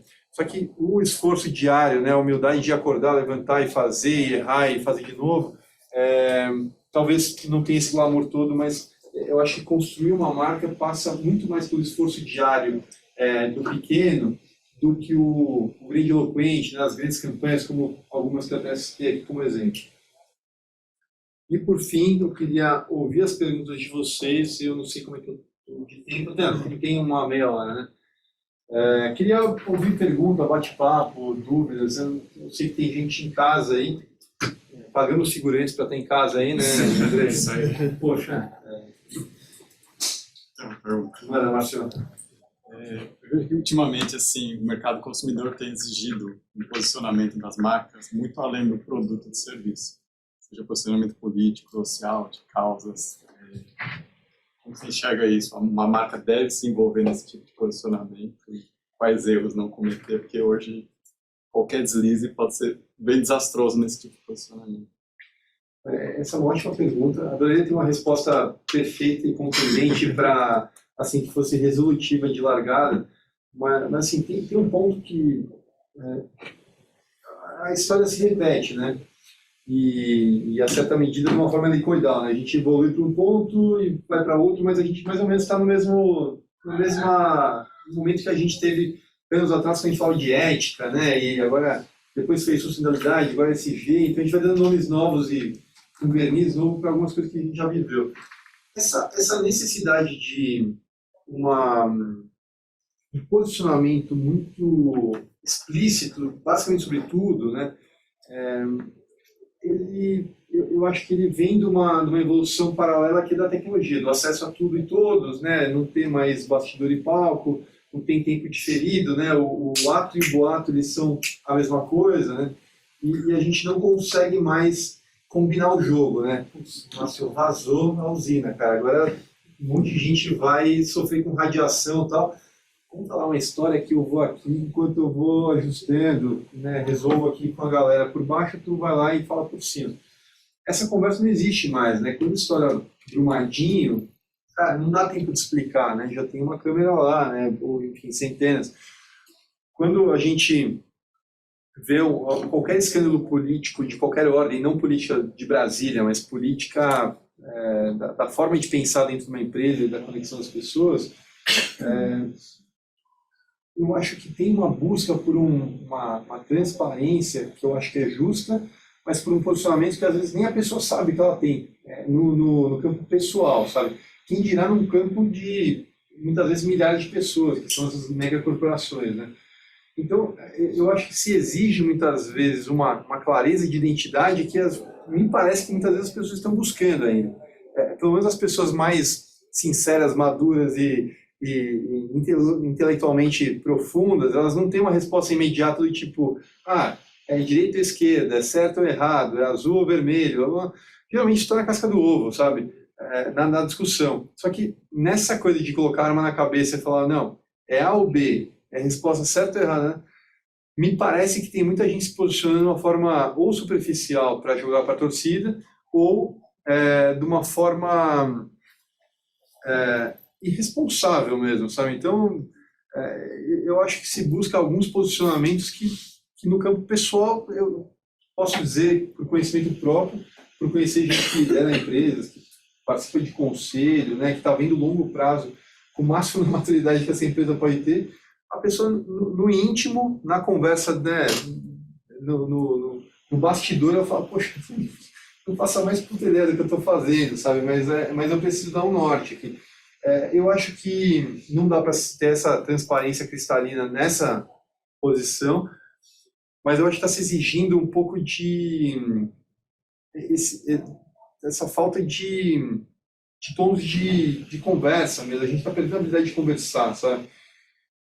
Trazendo isso para um campo mais pragmático, né? Eu acho que tem ambientes que algumas marcas podem se apropriar, podem trabalhar e devem ter um posicionamento mais claro, mas sempre que isso condizer com o repertório dessa marca e com a verdade dela. Eu acho que tem muita gente querendo entrar e surfar a onda em lago sem vento, sabe? Assim, não está acontecendo nada, não tem por que se posicionar, não faz sentido, a marca não tem nada a ver com aquele mercado e ela quer brilhar ali num assunto que talvez não tenha coerência, sabe? Eu acho que vai de caso a caso, mas eu acho que o público está perdendo a oportunidade de fazer a voz dele valer melhor onde ele tem mais força, né? Vou virar um pouco essa pergunta só para o que eu acho que faz mais sentido. Onde está a maior força do consumidor, né? Com as redes, a gente acha que é simplesmente, vou fazer minha voz ser ouvida, né? E a minha voz hoje é tão importante quanto a voz das marcas. Isso é verdadeiro. Na época do Globo e Você Tudo a Ver, ou seja, Globo, você que é ninguém, que nem tem nome, cola em mim que você vai estar bem, você vai estar bem informado, que eu vou te entreter, eu vou te dizer o que precisa saber. Hoje não, hoje todo mundo está ali, né? Um cara, sei lá, num blog consegue matar uma Dell, porque ele fala do Dell Hell, né? Aquele blog que foi famoso, que criou um problemaço. Ou um cara que tira uma foto de uma fábrica com um trabalho análogo à escravidão no sudeste da Ásia, cria um arranhão ali na história da Nike e tal. Ou seja, tem essa voz. Mas, cara, não tem nada mais poderoso do consumidor o ato de consumir ou não a sua marca, né? Então, poxa, vejo, assim, muita gente perdendo a oportunidade. Quando a gente fala assim, eu acredito em qualidade, acredito em sustentabilidade, acredito em um monte de coisa. Então, exercita isso, né? Então, o walk the talk, né? Usando os termos que os gringos gostam, assim, né? Porque, se eu... tem um artigo que eu gosto muito, que acho que é da Fast Company, é antigo até, ele fala assim, don't buy crap, né? Assim, não compra porcaria, porque aí a indústria vai parar de produzir em algum momento da história, sabe? Mas se ninguém consumir um produto de baixa qualidade, talvez não tenha espaço, não tenha mercado para isso. Por que, sei lá, no mercado, sei lá, o mercado mais maduro, o mercado americano, não tem, sei lá, a opção de compra um carro de baixa qualidade, né? Que é tudo de plástico, que não sei o que faz barulho com 10 mil. Tem na Índia, né? Como tem os... Ou não tem na Índia, ou na Índia brasileira, que, né, que a gente também vive pagando carro popular R$100 mil com basicamente plástico e barulho a partir de 10 mil quilômetros. Porque o cara não compra. Então, se vendesse esse mesmo produto, o cara não compra, ele não aceita. Eu falo, quem vai comprar isso aqui? Aí vai lá e manda para os outros degraus da humanidade que chega na gente. Mas assim, eu acho que aí tem um poder muito relevante, sabe, do produto. Mas aí o que me parece? O consumidor fala, não vou comprar, vou sabotar, vou boicotar, vou não sei o quê. Aí tem uma campanha linda falando, não, eu não sou mais cafajeste, eu sou feminista, né? A marca de cerveja que sempre foi da exposição feminina exagerada, sabe, do soft porn, não sei o quê, que descia redondo. O que aconteceu? Pô, chamou lá a artista, que depois foi cancelada, porque também foi vários problemas, mas assim, pô, eu contratei a pessoa que fala de feminismo, galera, agora eu sou feminista. Aí todo mundo fala, putz, que legal, vou tomar essa cerveja, que tem baixa qualidade, que é de trigo, que não sei o quê, enfim, faz parte de um conglomerado que tem várias questões morais que hoje estão bem em evidência e tal. Aí fala assim, a gente pensa ser mesmo bobo, sabe? Se enganado com a mudança de um garoto de propaganda, sabe? Em vez de ser a pessoa que aparece com um mínimo de biquíni, aparece outra pessoa que fala de um tema de empoderamento feminino. E aí todo mundo fala, não, agora eu aceito. Não é possível. Não é possível. Chega a ser ridículo, mas é assim que caminha a humanidade. Então, eu acho que em vez de exigir posicionamentos fervorosos, pô, começa a buscar um pouco de coerência também, sabe? Se eu acredito que o legal é desmatar e não sei o quê, legal, vou buscar. Se eu acredito que é legal, pô, poluir um pouco menos, eu vou buscar nas minhas decisões pessoais caminhar nessa direção. Talvez não tenha condição de fazer tudo ao mesmo tempo, porque talvez seja impossível. Mas me parece que tem um descolamento de discurso e prática em todos os lados. E aí eu acho que essa busca por essa autenticidade, essa forma de pensar alinhada com a forma de fazer, começa a fazer mais sentido, sabe? Fugi da sua resposta, Márcio, na falta de uma melhor, mas eu vou pensar nisso com muito carinho. Vai responder alguma parte dessa? Acho que essa questão de manter a sua essência talvez seja o melhor caminho. Aí você vai manter coerência nos seus posicionamentos. Por exemplo, tem uma palestra que eu nunca acabei de fazer. Eu comecei a montar, eu não tive coragem de acabar porque isso me fazia mal a certa medida, mas que era o Branding from Hell, né? Eu só queria exemplo de merda, assim, de branding, né? Enfim, alguns deles eu trouxe hoje.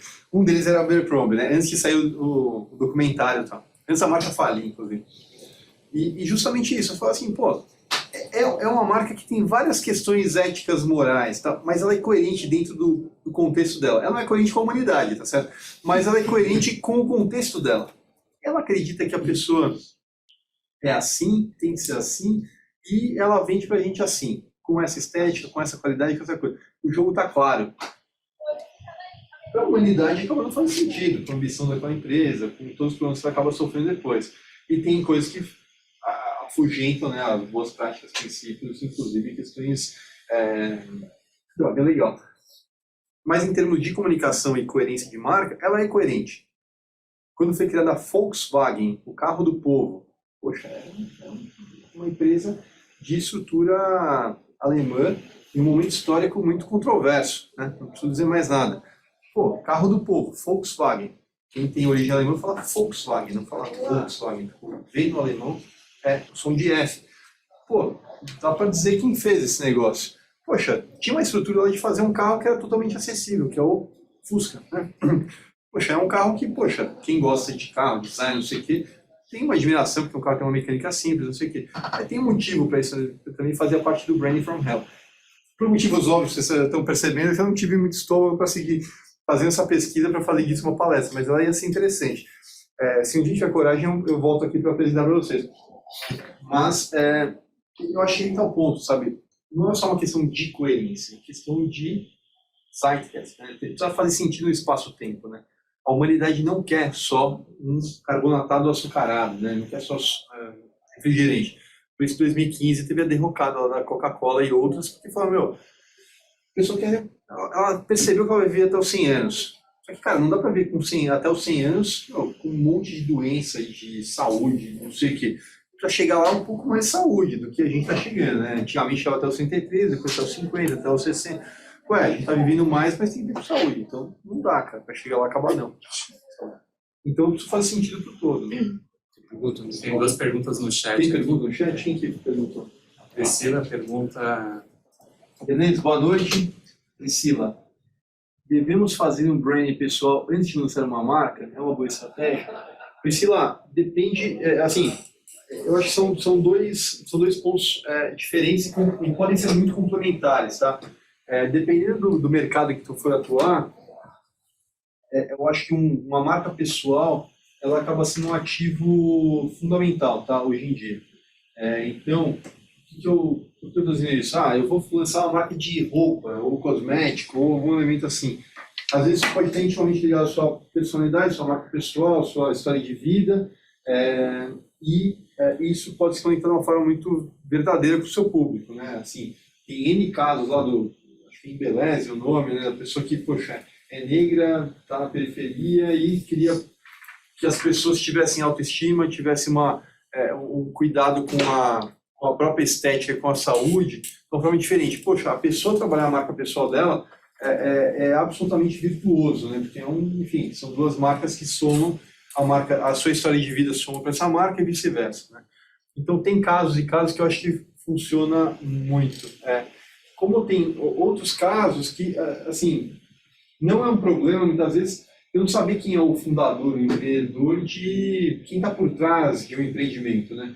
Porque talvez faça sentido um foco 100% naquele negócio. Isso é muito comum, assim, eu não quero ser simplista, tá? Mas eu queria olhar a sua cara para saber responder com a devida atenção, mas assim, geralmente, e não a verdade absoluta, mas geralmente, quando a gente vai para o campo do serviço, a história pessoal acaba florando mais. Geralmente, eu não quero que isso seja uma verdade absoluta, não é, tal, mas no campo dos produtos, talvez um pouco mais coadjuvante a história pessoal de quem está ali. Aí você vai falar, putz, mas o Steve Jobs, eu falo, putz, exatamente. Mas tem 1000 casos aqui que são, a história do empreendedor é brilhante, é fundamental. Mas, por exemplo, se eu te falar que um exemplo que eu gosto de dar em outras palestras, mas que o Thomas Edison fundou a GE, talvez isso possa ser uma surpresa, em 2 níveis. Um, que Thomas Edison fundou uma empresa, né, que tem uma marca tão forte, tão inovadora, como falar assim, Thomas Edison, o que ele é mesmo? Sabe? É o cara que inventou a lâmpada, né, que parece que eu estou numa aula aqui de escola, mas assim... então tem casos que a marca pessoal ali não tem exatamente pode somar, mas não necessariamente, mas geralmente quando a gente fala de serviço, ou seja, esse trato fino, né? Quem que é o senhor Rogério Fazano? Putz, é um cara que sabe receber bem, ele come bem, recebe bem, deve ser um cara boa praça, tá? Nunca olhei na cara dele, mas assim, pela moral que o cara tem nesses mercados que ele trabalha, tipo restaurante, hotel, não sei o quê, no mínimo ser uma pessoa agradável, saber receber, ele sabe puxar uma cadeira, ele sabe servir um café, ele tem um leque de virtudes aí que, deve ter, porque, se o cara não chegou onde ele chegou sem saber fazer isso, né? Então, assim, poxa, essa história da pessoa pode somar muito. Só que, assim, essa marca pessoal hoje, ela ganhou contornos muito mais densos, né? Então, construir uma marca pessoal não é só contar sua história, né? Então, tem gente que leva para o âmbito de tudo isso que a gente falou hoje, né? Então, mudar seu nome, né? Então, qual que é o nome do Fernando Sorocaba? Não sei, porque já teve 3 Fernandos, né? Então, não é possível que eles escolheram 3 caras que chamam Fernando, que cantam a música igual. Mas, assim, o cara ganhou um nome novo. Então, tem o rebranding do nome, né? Então, inclusive, né, o Zezé de Camargo não chama Zezé, né? Nem de Camargo. Então, a pessoa ganhou um rebranding.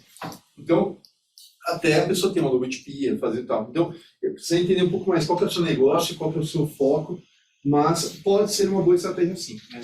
No mundo em que pessoas são marcas, né, e são produtos, ter controle maior e poder aumentar sua voz quando for interessante para ti, pode ser importante, pode ser bom, só que isso vem também com todas as dores de cabeça que gerenciar uma marca também tem, né? Então, assim, todo mundo tem suas dores de cabeça na física, né? Coloca um capacete de jurídica e vai bater na cabeça, sabe? Isso pode dar também uma dor de cabeça duplicada, né? Então, não sei se eu te respondi aqui. Eu vou indo para o Leonardo, se não respondi, pode acrescentar aqui, tá?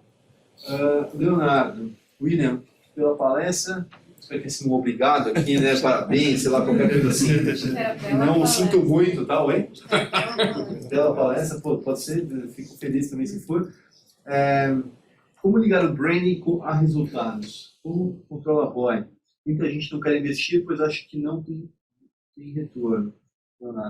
Leonardo, eu tenho 2 pontos aqui para trazer a sua resposta, né? Porque o branding, a palavra branding, a gente pode ser um pouco mais purista, né? E ir lá para os primeiros passos do tabuleiro, né? Que é quando a gente fala de criar a marca do zero, né? Então, criar nome, logotipo, identidade e conceber, de fato, né, esse embrião que está nascendo.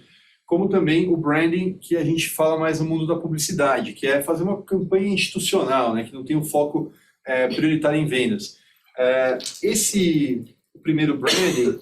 obrigado, Priscila, fiquei feliz aqui. Beleza, ótimo. Legal. Se tiver qualquer dúvida adicional, me acha aí, me manda pergunta que eu fico à disposição.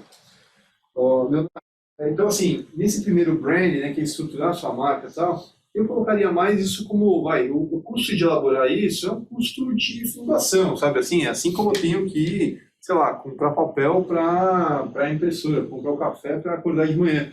É um custo estrutural do seu empreendimento, tá certo? Porque, eventualmente, vai ter um ponto de partida. Se fosse começar do zero, né, como foi lá 12 anos e meio atrás, mais ou menos, não fiz grandes investimentos, né? Então, assim, porque quem começa do zero sabe que tudo vira custo, tudo é caro e tudo é um risco, né? Então, a não ser que tu tenha uma origem monarca, talvez, assim, esse tipo de investimento represente algum risco. Mas eu acho que a sua pergunta está mais ligada ao segundo brand, né? Que é o brand de comunicação, de publicidade.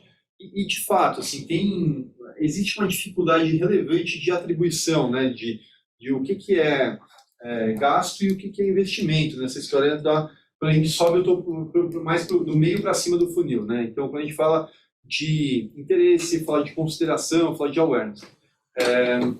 Há formas mais maduras hoje em dia de avaliar esse tipo de resultado, especialmente quando a sua empresa tem uma massa de dados um pouco maior, tá?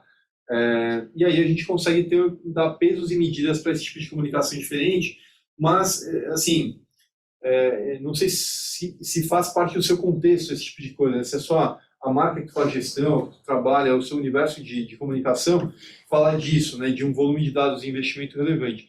Se não for, tem formas também, sabe, é o analytics do analógico, né, que eu gosto de falar. Assim, eu posso ter numa campanha que eu atribuo um valor mais forte à performance, vou fazer exemplos bem esdrúxulos, tá? Vou falar assim, vamos supor que o que a gente vai chamar de base de funil ou performance, foco em venda, é a campanha que a gente vai fazer de Google, tá? A pessoa está procurando por empanadas argentinas, tá certo? A pessoa vai ver, vou fazer campanha para esse termo só no Google. E aí a pessoa vai apertar lá e vai levar para o WhatsApp que vai vender, tá certo? Esse é o foco. E quando eu for falar de investimento em awareness, eu vou falar de campanha no Instagram. E eu só vou impulsionar post. Só que aí, o que eu vou fazer para fazer meu analytics old school aqui? Eu vou pôr um número de telefone para cada um das campanhas. Então, numa vai cair no número final 0, no outro final 01. E aí, eu vou medir. Será que deu resultado? Será que tocou o telefone alguma vez que a pessoa viu? É perfeito isso, Leonardo? Não é. Mas é viável e é mensurável. Assim, de novo, não vai ter nenhuma régua que vai ser perfeita para todo tipo de medida, né? Se eu for girar a régua no meu pescoço, uma hora eu vou me perder e eu talvez precise de outro tipo de recurso, mas mesmo que seja no centímetro. Mas é fundamental que a gente meça o tempo todo, né? Talvez a forma mais ineficaz de tentar perder peso é não saber quanto eu peso, né?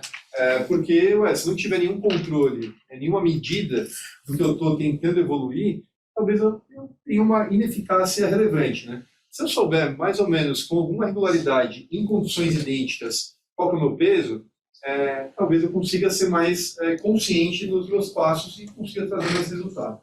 Então, muitas vezes, essa visão do que a gente fala de brand, né, campanhas institucionais, é visto como gasto, mas mesmo em empresas muito old school, isso está ganhando, enfim, uma visão mais completa, né? E aí, só para acabar essa fala, tem empresa que fala assim, mas vamos supor, o Itaú da vida, só para falar um exemplo colossal, assim, ele não faz muito investimento em branding, ele faz basicamente foco em performance para vender cartão de crédito. Só que assim, quando a pessoa fala isso, talvez ela esteja olhando com uma miopia muito grande, né? Porque ela está vendo muito de perto o dado que ela quer ver, né? Mas porque assim, eu já ouvi essa fala, por isso que eu estou repetindo.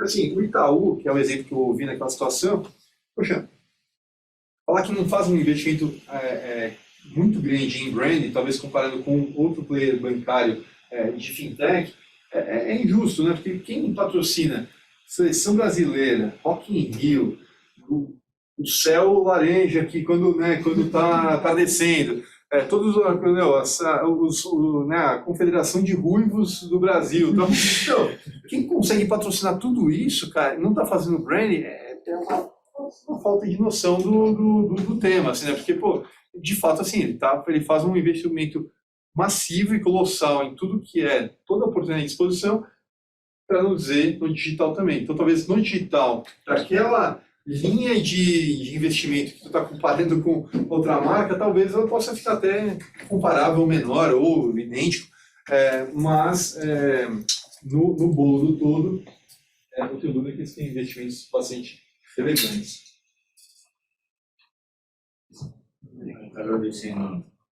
Obrigado, Leonardo. Agora, maravilha.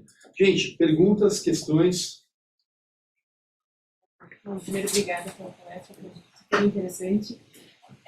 Pensando assim, a empresa passou por todo esse branding inicial de criar o logo, criar o processo visual, teve o lançamento e deu errado. Ou de mulher para mulher e quer começar a vender roupa de homem. Qual que é o passo atrás que ele tem que dar, que a marca tem que dar para ou se renovar, ou se recriar, relançar, o que quer que seja para ela dar certo, para ela tentar dar certo? Olha, essa é uma ótima pergunta. Primeiro passo é ligar para a sessão no final 01, né? Para a gente saber qual que de onde veio essa ligação. Olha, o primeiro ponto é ter uma análise crítica com o máximo de pontos de vista possível, né? Então, assim, ouvir, fazer um vox populi, sempre, né? A gente vive numa democracia dentro de uma empresa? Absolutamente não, né? Mas a gente tem que ter a humildade de entender que deu errado. Né? Deu errado à luz de quem toma a decisão, né? Se a pessoa não vai comprar porcaria, tem que saber o que é porcaria para essa pessoa, né? Ou se ela gosta de alguma porcaria, que porcaria satisfaz o interesse dela, né? Ela tem a máxima do Dr. House, né? Todo mundo mente, né? Pô, as pessoas dizem que gostam de, né? Tem um livro do Malcolm Gladwell lá que é o Blink, né? Que a pessoa toma uma decisão num piscar de olhos.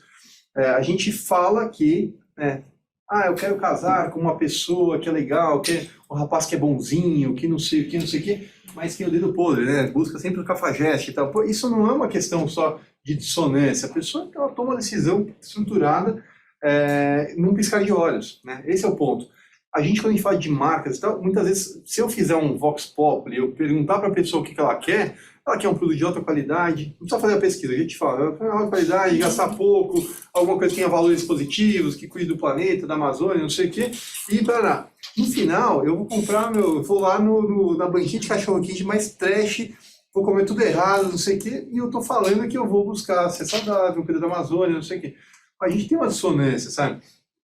E em algum momento a gente tem que entender, legal, o que a pessoa está dizendo, o que ela está fazendo, né? O que essa pessoa, esse grupo de pessoas representa um padrão de comportamento, onde estão outros padrões, ou onde eu posso aprender mais, né? Porque às vezes quando a gente está falando do macro, a gente pode fazer modelo estatístico, matemático, a gente consegue ter uma massa de dados lá que dá para ter uma clareza mais estruturada. E tem casos que não, que a gente está ali meio no escuro. Por que as pessoas pararam de aparecer, sabe? O que aconteceu? E aí eu posso tentar resgatar, ligar, falar, entender, o que aconteceu, sabe? Foi sumido, o que aconteceu? E aí eu entender, a partir de uma visão crítica, o que pode ter acontecido, eu crio hipóteses, né, que eu vou validar. Porque também não adianta ir fazer perguntas se eu não sei o que eu quero saber, né? Então eu tenho clareza de objetivo, tem que ter, só tem boa resposta quem sabe fazer uma boa pergunta, né, assim, de verdade. Então, eu preciso saber o que eu quero saber, vou perguntar e vou atrás do que eu estou, né? Não é assim, acerto e erro não é 0,1, né? Tem gamas de possibilidades. Então, poxa, talvez isso aqui faça sentido, talvez isso aqui não. Então, a partir daí eu crio algumas premissas e hipóteses para eu testar de novo, validar. Quando quando você fala assim, deu errado, você entender o que é exatamente expectativa, né? Às vezes a pessoa tem uma expectativa que não seria, a expectativa não está certa, né? A expectativa é o começo do erro, né? Às vezes a pessoa a gente teve lá um cliente de um produto que é uma startup, o produto não existe, não foi lançado, o produto não existe ainda. E a pessoa tem a expectativa de no lançamento do Instagram da marca, em questão de semanas, ter 10 mil seguidores. Não vai ter, assim, isso tem que ser falado com essa verborragia, com essa sinceridade. É melhor se frustrar agora do que depois de 1 mês, 2 meses, 3 meses, não acontecer, porque o tempo não é o ativo que não tem vetor, né? Ele só vai numa direção. Então, a gente precisa ter essa clareza e aí entender, o não dar errado foi não ter 10 mil seguidores ou não ter uma comunicação efetiva que faz sentido, né? Ou que comunica a marca. Ou não é pré-lançamento ter uma venda, né? Uma pré-venda. Ou no lançamento não ter venda. Ou não ter 10 mil vendas e por aí vai. Então, assim, qual que é a expectativa? Se de fato não atingiu nenhum objetivo, não tem nenhum indicador que foi mais ou menos amarelo para verde, talvez a gente esteja falando de um fracasso de verdade. E aí, assim, aí eu acho que chegar até o final para entender que não funcionou, talvez seja ruim, né? Tem indicadores que a gente pode saber ao longo do trajeto para saber que o meu tanque de combustível está chegando ao fim, que a temperatura do motor está fundindo, tá? Então, assim, talvez eu tenha que ter alguns sinais intermediários para saber se o caminho não está certo. Mas, assim, vamos supor que a gente não viu isso, e a gente fechou o olho e seguiu lá e tal. Aí a gente faz uma análise de, primeiro ponto, faz sentido pivotar, né, ou recalibrar essa operação para voltar a algum novo começo? Talvez o começo de onde estava não faça mais sentido, porque essa operação não se provou verdadeira naquele contexto, né? E tem situações que não são assim, o produto é ruim ou não é ruim, funciona ou não funciona, a campanha é boa ou não é boa. Às vezes, e aí talvez seja o elogio, né, dessa situação toda, às vezes está muito à frente do tempo, sabe? A pessoa que inventou lá o óculos lá do Google, não, esse é um produto que está voltando agora, né, de outras formas, com outras naturezas, mas, poxa, naquele momento não tinha público, não tinha mercado, não funcionou. Talvez no futuro próximo, no óculos mais comum, como uma parte de nós aqui usa óculos, talvez seja muito mais incorporado. Hoje tu vê numa tela de carro, tem lá elementos que fazem parte dessa natureza do óculos. É incorporado, sabe? Mas naquele momento era muito à frente do tempo. Mas eu iria, sim, questionaria as premissas, o que daquilo não é negociável para mim, não abro mão de proteger a Amazônia. Posso até fazer um produto ruim, mas eu não vou deixar. Legal, isso aqui é negociável, isso aqui é negociável. Eu abro mão de ter uma margem maior, eu vou fazer um produto mais barato ou com uma função diferente. E aí eu vou trabalhando nesses pontos. Mas vale, assim, escutar, fazer uma análise crítica real e não lamber ferida, sabe? Tipo, não é assim, não, nossa, que coitado de mim, fiz tudo certo, as pessoas não entenderam. Quem manda essa história é o público. Né? Se ninguém falar, eu estou falando.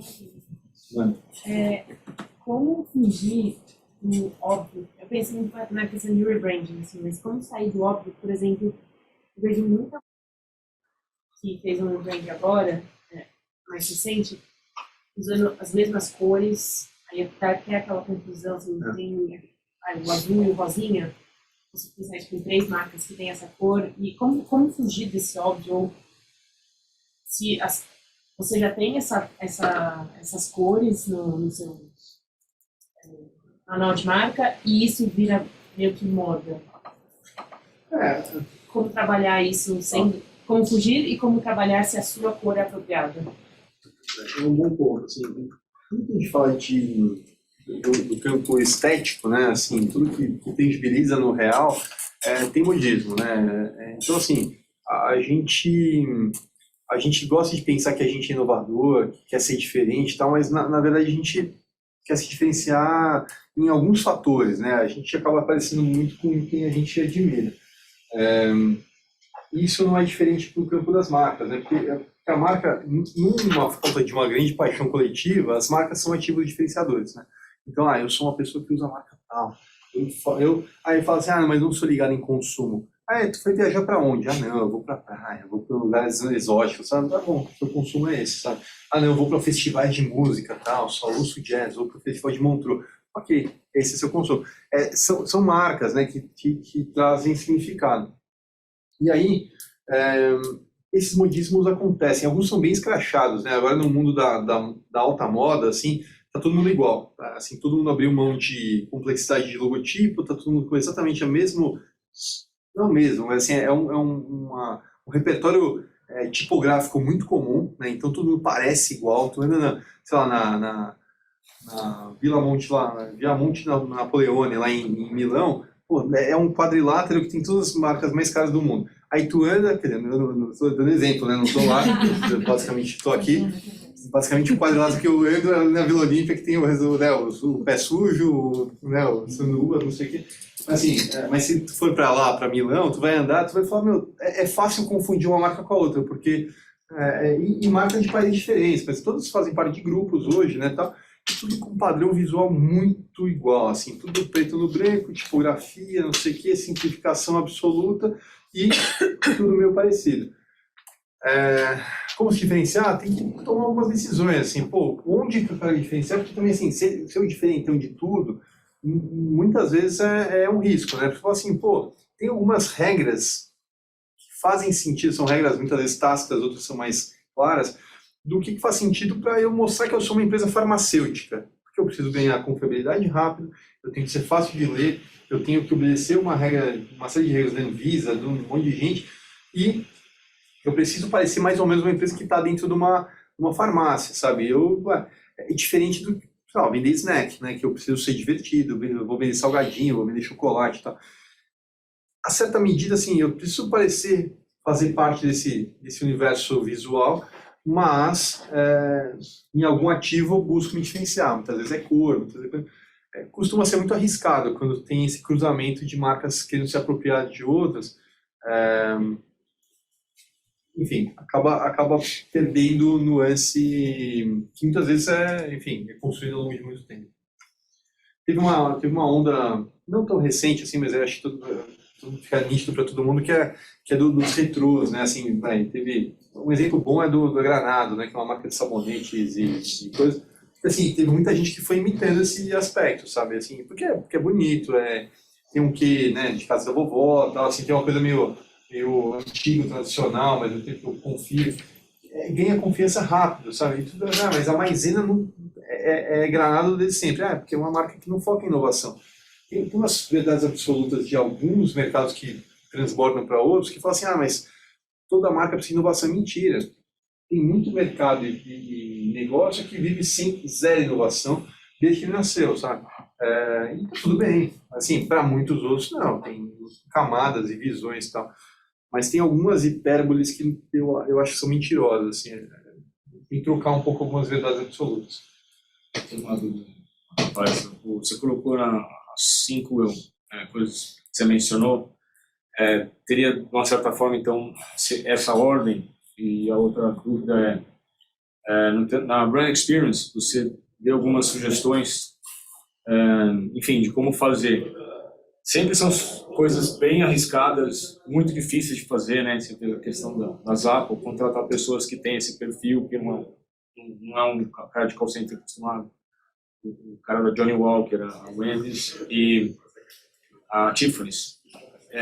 Nesses casos, como que você daria uma sugestão para pessoas que não têm assim milhões, bilhões de reais para poder testar todas as experiências e ver qual que dá certo com a marca dela?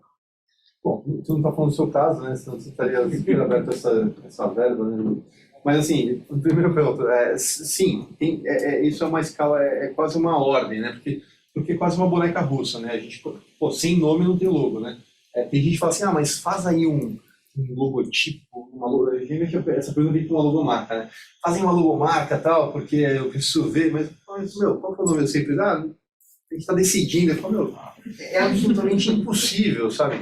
Se eu não sei qual que é o terreno, eu não sei fazer a casa, sabe? Tipo, um negócio que não dá, porque a grafia da letra é diferente, sabe? O que aquela palavra diz é diferente da outra, né? Então, uma coisa, né? Uma forma sem função, né? Então, tem uma ordem, essa é uma ordem mesmo, porque para que no meio eu estrutura o significado, parte disso, no tipo, ele veste essa palavra, ele já é visual, cria um repertório mais amplo, né? E é importante dizer que toda marca é um ativo, né? Que existe na sociedade, né? A marca não está dentro da empresa ou no emblema da camisa da pessoa que veste a camisa da empresa. A marca existe no tecido social, né? O Elvis não morreu porque as pessoas não querem que ele morra. O Wilson vai dar um tiro na cabeça, eu vi isso pela milésima vez. Mas assim, as pessoas não querem que o Elvis morra. O ano passado teve um filme dele, ele tá esquecido, já, né, tá lá com a rainha-mãe dentro da Amazônia, né, sendo protegido pelo Leonardo DiCaprio, e as pessoas estão lá lembrando dele, cantando música, por quê? Porque eles querem que essa pessoa, essa marca esteja viva, assim como, sei lá, a Apple lança um produto novo, a gente faz fila para comprar uma tecnologia que algum outro player já lançou 5 anos atrás. E a gente faz fila lá, espera, compra, paga caro e tal. Então, essa identidade visual ela permeia ambientes onde às vezes o logotipo não está. A campanha cria essa vibração, né, que refresca com temas, e a Brand Experience é o concurso, essa oportunidade de sofisticar essa troca. Né? Agora, como fazer isso sem grandes investimentos? Cara, todo empreendedor raiz faz exatamente tudo isso, muitas vezes sem nenhum investimento. Né? Poxa, é a forma de receber, de olhar, de fazer. Isso é um brand experience, sabe? Talvez eu não tenha esse nome charmoso e tal, mas, poxa, eu saber que vai vir uma pessoa, eu vou lá, cumprimento, sento, troco uma conversa, né? A minha forma de receber, isso assim, a gente está sofisticando uma coisa que é simples, né? Eu acho importante ter a clareza do simples, né? Porque é fácil se perder ou buscar, né, termos muito elegantes, muito elaborados, com palavras em inglês misturadas com português, tal, ou pega a sequência de X letras repetidas, né, que o americano gosta de fazer isso, repete um monte de palavras, né, os 4 P's, os 5 F's, né, e aí a gente quer criar uma camisa de força onde precisa ter a verdade da sua marca. Então, necessariamente, assim, se tu vai tentar fazer uma coisa a certa medida nova, ou a certa medida que vai buscar a verdade da sua marca, certamente tu vai errar em algum momento. Né? Mas é um erro que tende, enfim, a ser um aprendizado. Né? Então, o que não funcionou, não foi tão bem e tal, é fundamental ter uma escuta ativa. Né? Então, assim, não foi legal. Por quê? Como? Onde? Cara, não esquece que tudo isso aqui, a gente está colocando uma roupagem, né? um verniz aqui, uma embalagem muito comercial, mas são basicamente relações humanas, né? Dentro de toda a PF dentro de todo PJ tem uma PF, ou várias, né? Assim, eu tenho que conectar essa pessoa que está desse lado de cá com a pessoa que está do lado de lá. Mesmo que isso tenha uma barreira de preço, de logística, de, enfim, percepção de marca, por aí vai.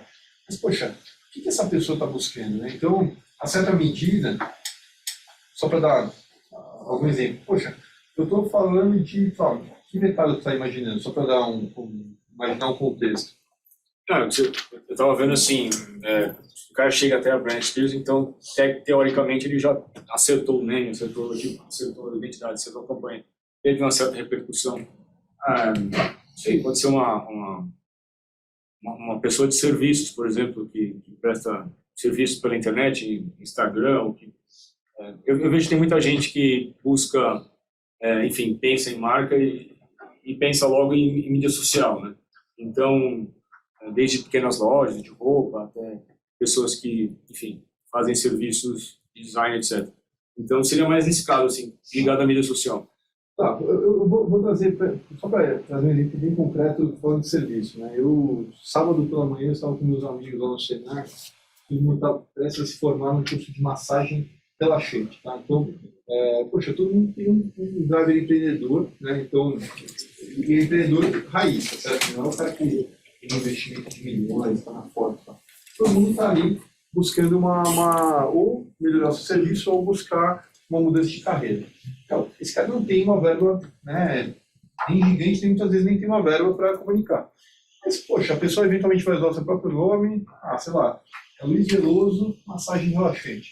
O logotipo vai ser uma definição que tu vai ter ali no seu computador, ou enfim, na gráfica, não sei o que, vai tomar essa decisão. Vai escrever à mão. Vai identificar visual dentro do que eu acho que é simpático, bacana, aprendeu ali que no contexto tem um ethos dessa profissão, né? Então tem uma coisa muito fina, para relaxar a pessoa, eu vou ter pouco elemento, vou ter, assim, alguns pontos essenciais, vou trazer, assim, a não ser que eu queira um posicionamento, por exemplo, que eu dei para o pessoal lá, eu quero eu quero ir contra todos os pontos. Eu sou, tenho vários tapas na cara, eu sei que eu sou do rock, eu vou abrir um estúdio de massagem relaxante dentro da galeria do rock, e, cara, e a minha marca vai ser totalmente contrária do que todo mundo é. Clean, não sei o que, eu vou ser meu super dark, o meu uniforme vai ser tudo preto, não sei o que, beleza. A música relaxante lá é Black Sabbath para baixo e tal. Cara, é um posicionamento diferente. Cara, vai ter um mercado totalmente único, autêntico, porque pô, essa pessoa sou eu, isso é verdadeiro para mim, eu vou trazer um posicionamento diferente e, poxa, tem uma identidade visual diferente. Posso fazer uma campanha que, cara, vai ser o folder que eu vou entregar lá na portaria, que, pô, vai ter uma mensagem clara, direta, e eu vou fazer um recorte de quem está buscando uma experiência relaxante diferente do trivial, tá certo? E, cara, e a brand experience que eu vou provocar, naturalmente, esse exemplo aqui que eu estou juntando alguns fatores, naturalmente vai ser diferente do spa Lusitânia, dos lugares charmosos que tu costuma frequentar, tá certo? Mas, poxa, naturalmente isso vai ser uma experiência que vai ser vivida. Você fala, meu, como é que o cara consegue fazer um negócio relaxante do que me parece o contrassenso né? Parece o tensionamento, né? Pô, e eu quero eventualmente saber como é que Você pode não ter nenhum público, você pode dar errado e você faz outra coisa. Pode. Mas assim, aí você vai ajustando o logotipo, a identidade, a não campanha pode fazer. para outro público que você achou que tinha, mas Ou eventualmente até intermediário. vai cortar seu cabelo, vai mudar a sua, né? Porque tem mudança que não é só pelo público. Pô, eu mudei minha vida mudou, sei lá, eu mudei de hábito alimentar, mudei meu biotipo, acabou mudando meu guarda-roupa como por consequência, né? Então tem situação que a sua vida muda e você fala, meu, sei lá, esse momento mudou, agora eu vou fazer outra coisa. E aí, essas mudanças podem vir junto também, sabe? Mas acho que o ponto importante eu sou do time que acredita que o empreendedor ele tem um faro muito verdadeiro. Assim, se ele não se distrair, ele sabe muito bem onde está a trufa, sabe? É uma coisa de sensibilidade. Então, assim, se a pessoa respeitar a percepção, se ela tiver, né, uma escuta ativa, ela consegue ter um palpite muito aguçado de para onde vai. Dá para errar? Pô, erramos todos os dias. Mas tem um quê do Michelangelo ali, cara. Tipo, o cara não no caso dele, um gênio sem querer, né? Ele trabalhou pra caramba ser um gênio. Então, assim, eu acho que tem essa coisa de, com perdão de soar chavão, mas assim, tem uma coisa de, pô, levantar todo dia, fazer, experimentar e respeitar esse faro, sabe? Eu acho que tem uma questão de faro relevante para se respeitar também. Foi? Tem alguém em casa vivo ainda? Agradecendo, tem 27 pessoas. Pessoal, obrigado obrigado a todos vocês que vieram pessoalmente aqui, pela paciência.